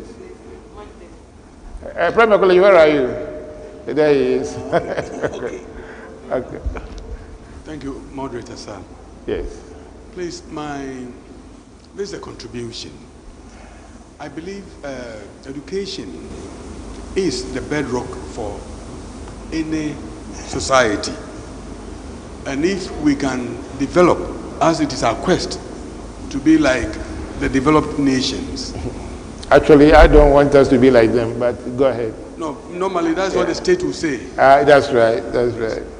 So if we want to be developed like them, then we have to take our educational policies and other things with all seriousness. Because the drivers of these policies are those at the grassroots. That is the teachers. But most often, though they have been trained, most often you find them, because we are local managers of the schools, you find them and their actions and even the sort of leadership they give to the children is not worthy, in some cases it's not worthy to emulate. So I want to urge the Deputy Director General, apart from coming up with the policies, what other disciplinary measures do we have as a nation. So through our educators, those coming up will also be disciplined. At times you get to a school as a local manager, and the way a teacher is dressed, faded jeans with a t-shirt, even at times with the hair unkempt. So we have to look at some of these things. Apart from delivering, giving free, there must be also some kind of measure to instill discipline in our schools. The church is said to be promoting some of these things, but if it is not complemented, it is not going to work. Thank you. Number 2, regional manager. Thank you, moderators. I'm Reverend Alexander Kojoyantechi. Okay, photographer, why are you standing in front of headmaster? Don't you want to go to any of the schools? Okay. Regional manager, Presbyterian schools, Brownhalf. My issue has to do with parent-teacher association. Mr. Boating, may I know that on the ground, at the basic level, what the heads are saying is that now the T is off. It's now parent association. Last June, I sought permission from my regional director to interact with my head teachers at various centers, almost 9 of them. And in each interaction that we had, this issue of PTA came out. That they are saying that the T is now off. It is only for the parents. A case in point where head teacher said, once the parents met in the school, and as they were having their meeting, they wanted to clarify some issues. So they called the head teacher into their midst.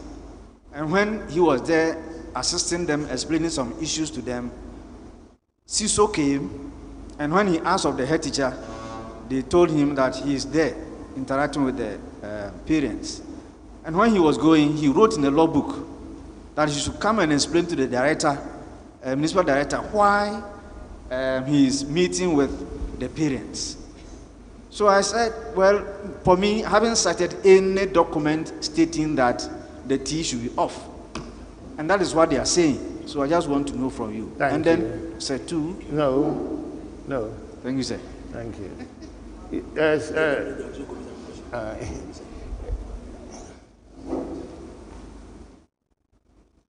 Thank you, moderator. Please, I'm Vincent Eswa, Presec Osu. May I know... Presec Osu. Yes. May I know when we are going to have the draft students' disciplinary code being given to us? Because, as you said, some people are making mistakes because we don't have it. So Thank you. Thank you. General Manager.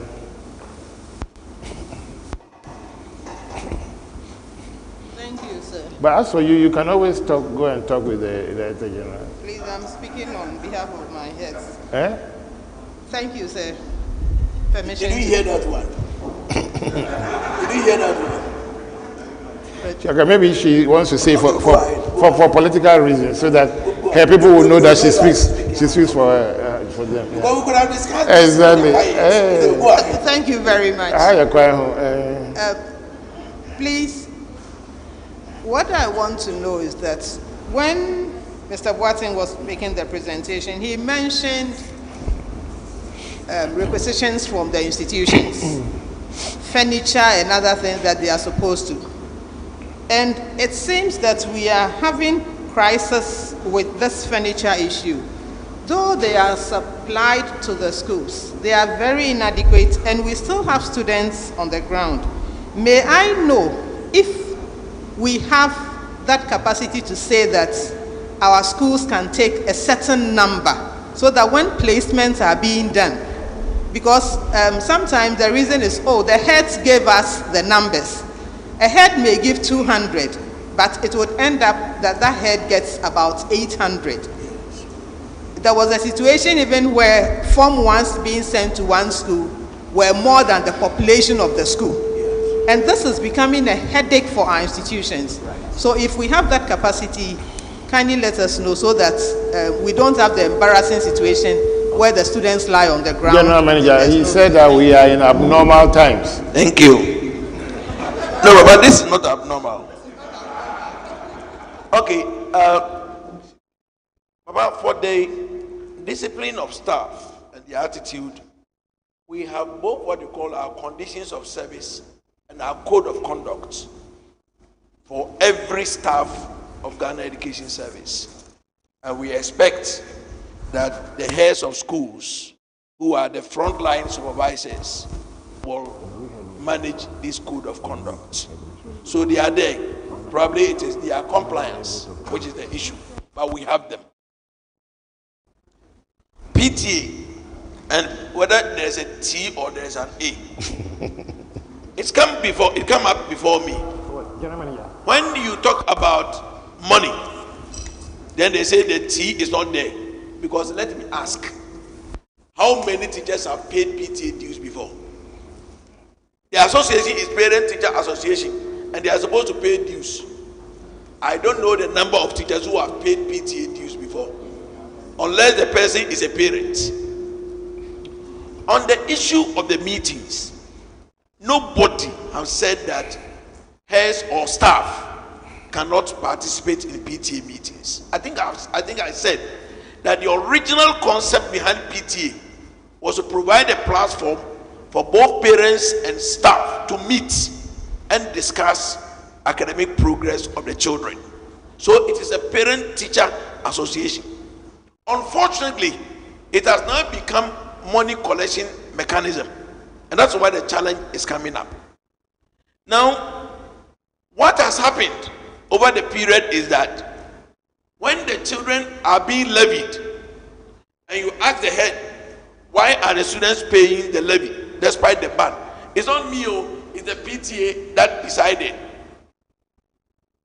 And we expect that as head, when the PTA is making that decision, you should be available to let them know what government policy is on the matter. Now, because of that, they say, me, I won't even go there at all. So I don't know what they decided. That is the idea. That's why they say, but for the school improvement support officer to say, the head teacher should be queried for address interacting with parents, it is absurd. Because how would they even know about this school if the head doesn't brief them? So clearly that is not appropriate. Then I'm surprised that as for the draft, as I said, as for CHAS, you cannot complain because we sent it to your conference. We sent the draft student code to your conference for your input. So I will be surprised if you start talking about it here. The other stakeholders are all looking. We're giving to virtually everybody to look at it. So we are now collating the feedback. Immediately we get it, we'll finalize it and send them. These things must go through a certain process so that it becomes a document for everybody to look at. So that is why what is well doing is well doing well. So let's have some patience and get it done and done well. Furniture. We observed that looking at the numbers that we had and the numbers that we have supplied, we observed that we should not have had the situation we are having. So what we have done now is that as I speak to the officers are on the field, to do a field verification of some of the requests. Because we don't understand some of the requests. We don't understand. A school has a student population, total school population as at last year of 2,500. Form 3 students who left the school were 1,000. Then the school makes a request for 1,500 tables and chairs. Then we ask, so the final years who left, were they sitting on the floor?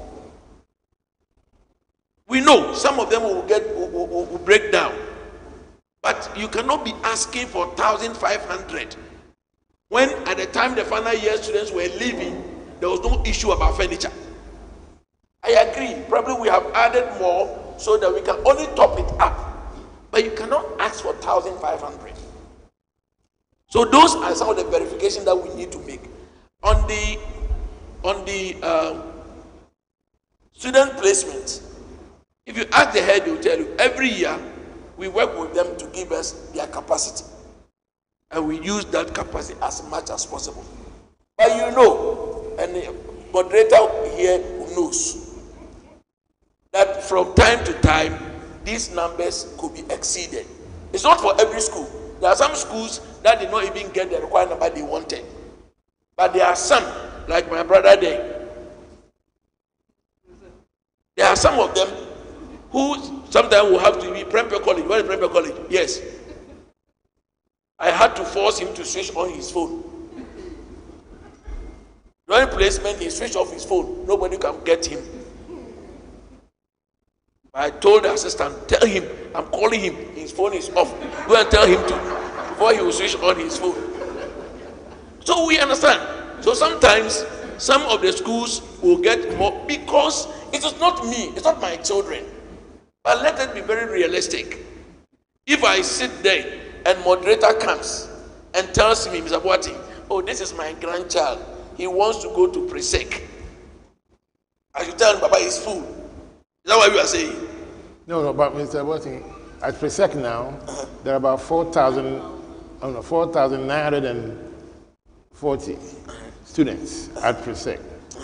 Yeah. Total student population. Total student population. Yes. Now, but okay, I got 50, now 5,000. I got 30. I got 30, now 5,000. We are aware. We know the numbers. I say, oh, dear, Mr. What one idea? What's that? One idea. Oh, yeah. There is a professor.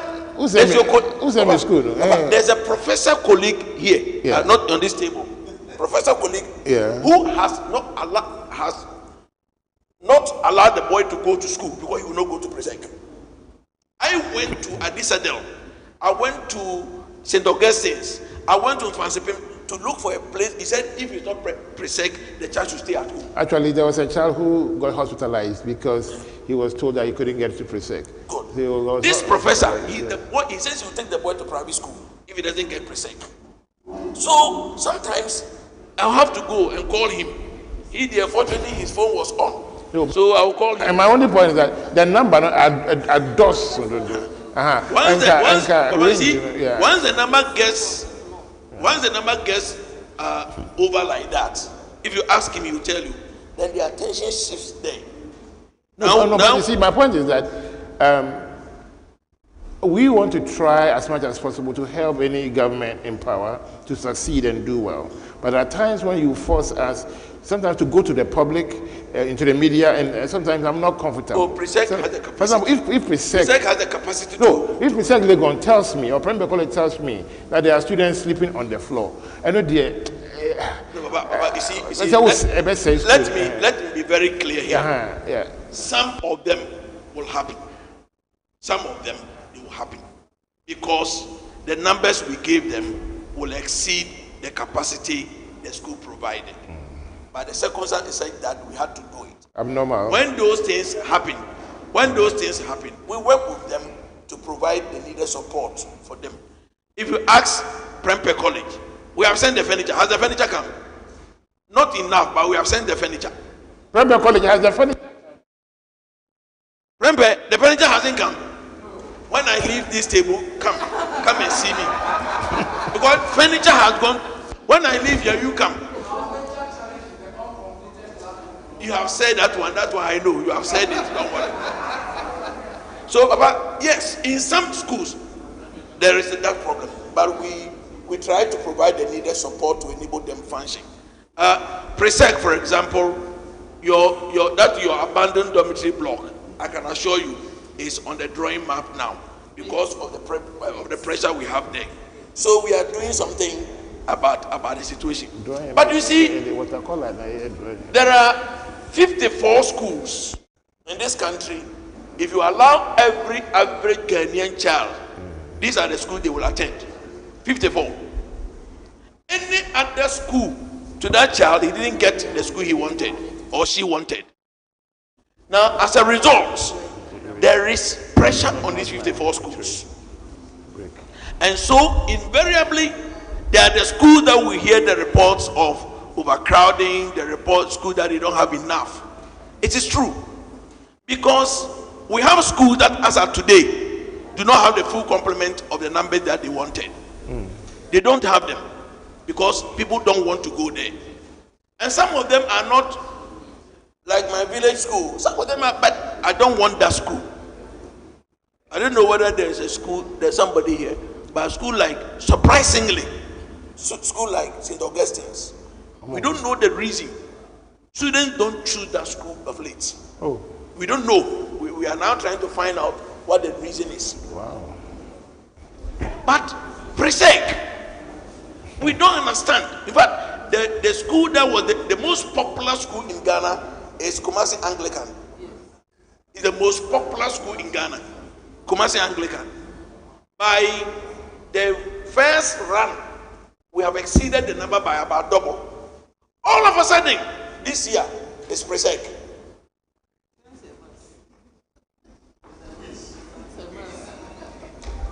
Anyway, so ladies and gentlemen, let me be quick to say that we do not pretend that we are not aware of some of the challenges. Never. There are. Because you see, the truth of the matter is that free SHS has brought the numbers to overwhelming levels. And we need to do something drastic about the situation. Indeed, when we introduced the double track, that was the idea. The idea was that when we run double track, then the numbers will go down at every session. Unfortunately, the decision is that we should transition. So we are now not running double track. What we are running now is called a transition. But we want to revert to a single track. That is why we see the numbers we are seeing. Because present the 4,970 will have been split into two. If we're running double track, we'll have split into two, which are about 2,500. And there will have been enough for the spaces available. But it's because we are running the transition with the attempt to go to single track. That's why we have those numbers. And even there, as part of the transition, the three classes, the 4,970 will all not be in school at the same time. They will all not be in school at any point in time. One class will be at home. It's part of the effort to manage the situation. So we are managing them, and we can assure you that we are very conscious of the challenges, and everything possible is being done to address some of them. Thank you very much.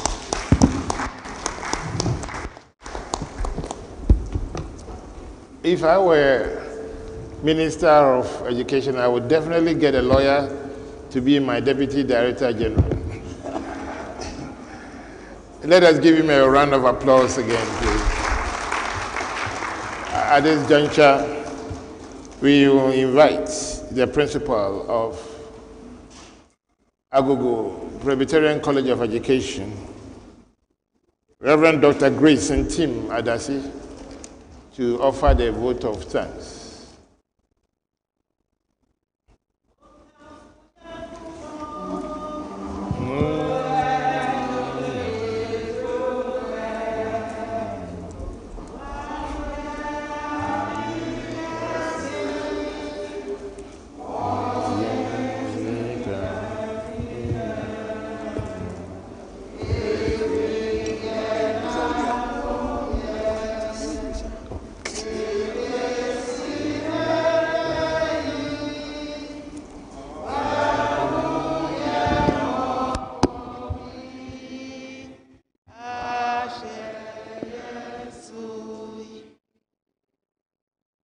Beloved, indeed, the Lord needs our praise. We thank God for how far He brought us today. We called upon Him to be with us in this section, and He has been with us through and through. We thank the moderator of the Presbyterian Church of Ghana General Assembly for the vision that he has for us, especially in initiating this educational consultation, this being the fourth of its kind. It is our prayer that we will reshape are thinking as heads of the Presbyterian Churches of Ghana, the Presbyterian Church of Ghana institutions, and the presbyteries, so that the vision and mission that the moderator of the General Assembly had with the director of the Presbyterian Church of Ghana Educational Institution and the organizers will come to fruition. Our keynote speaker, Reverend Professor Philip Lai, my professor of Akrufi Christella, thank you so much for your insightful theme that you have presented to us to fit the context of our theme. We thank you so much for the contemporary examples that you had researched into and you had brought to bear. Indeed, all that you have said really fits into our theme for this fourth educational consultation, that we need to promote academic excellence and moral uprightness in our various institutions and even in the church, especially in these contemporary times when we are faced with a lot of issues. Maybe some of our challenges are coming out of the technological innovation, and I'm very happy that you have highlighted on LGBTQI and other issues of our students and learners, because we don't know when another letter will be added to the I. We had the LGBTQ, and then they brought the I, and we don't know when they are going to add another one. And we are very mindful of the fact that the students that we are mentoring in our institution cannot be exempted when it comes to these issues. So we will have to rethink and shape our mentoring procedures. Our Deputy Director General of the GES, in the person of Mr. Anthony Boateng, thank you so much for availing yourself to come to us in these critical times that all of us are battling with the phrase, quote unquote, we are not in normal times. As Presbyterians... No, he didn't say that. He said we are in abnormal times. Yes, abnormal times, Papa. But, it looks like it has been the slogan of late that we are not in normal times. He said we are not in normal times. He said we are in abnormal times. Yes, so as Presbyterians of the faith, that we believe in Jesus Christ, this is our prayer that this phrase, quoting unquote, that we are in abnormal times will come to an end very soon, so that our work will move on smoothly to fulfill the vision and mission of our schools and our mentorship processes. Listeners present, we thank all of you for listening and also contributing to the interrogation that we had gone through. We know that is going to help us so much, because all that we have discussed are things that we are going through in our institutions and in the church. We thank all present here, and it is our prayer that as we interrogate these days till Saturday here for this consultation, our portion is academic excellence and moral uprightness. Thank you all.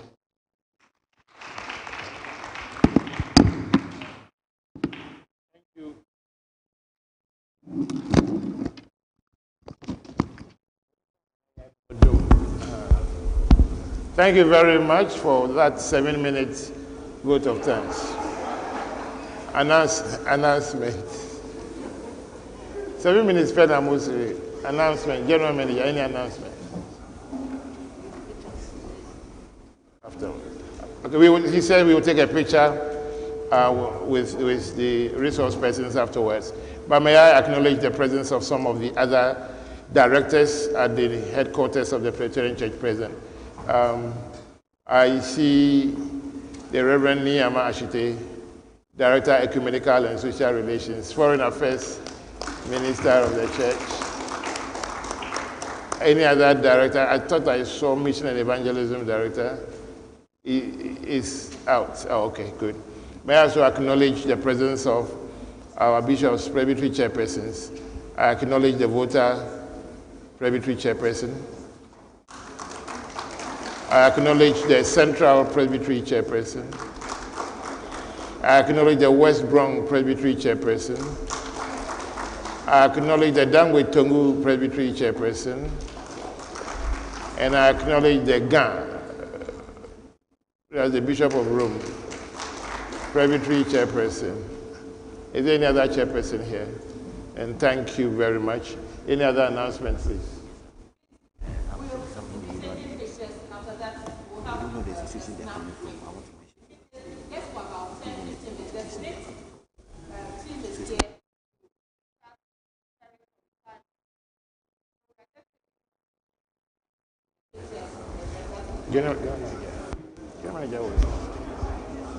Okay, Alex, yes, you make the announcement.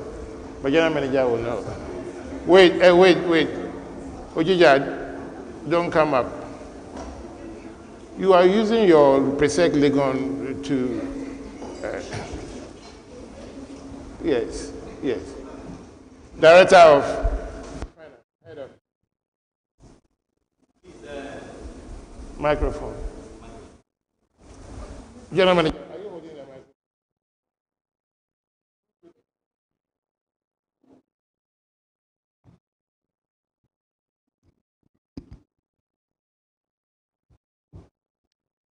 Good afternoon. I have two quick announcements.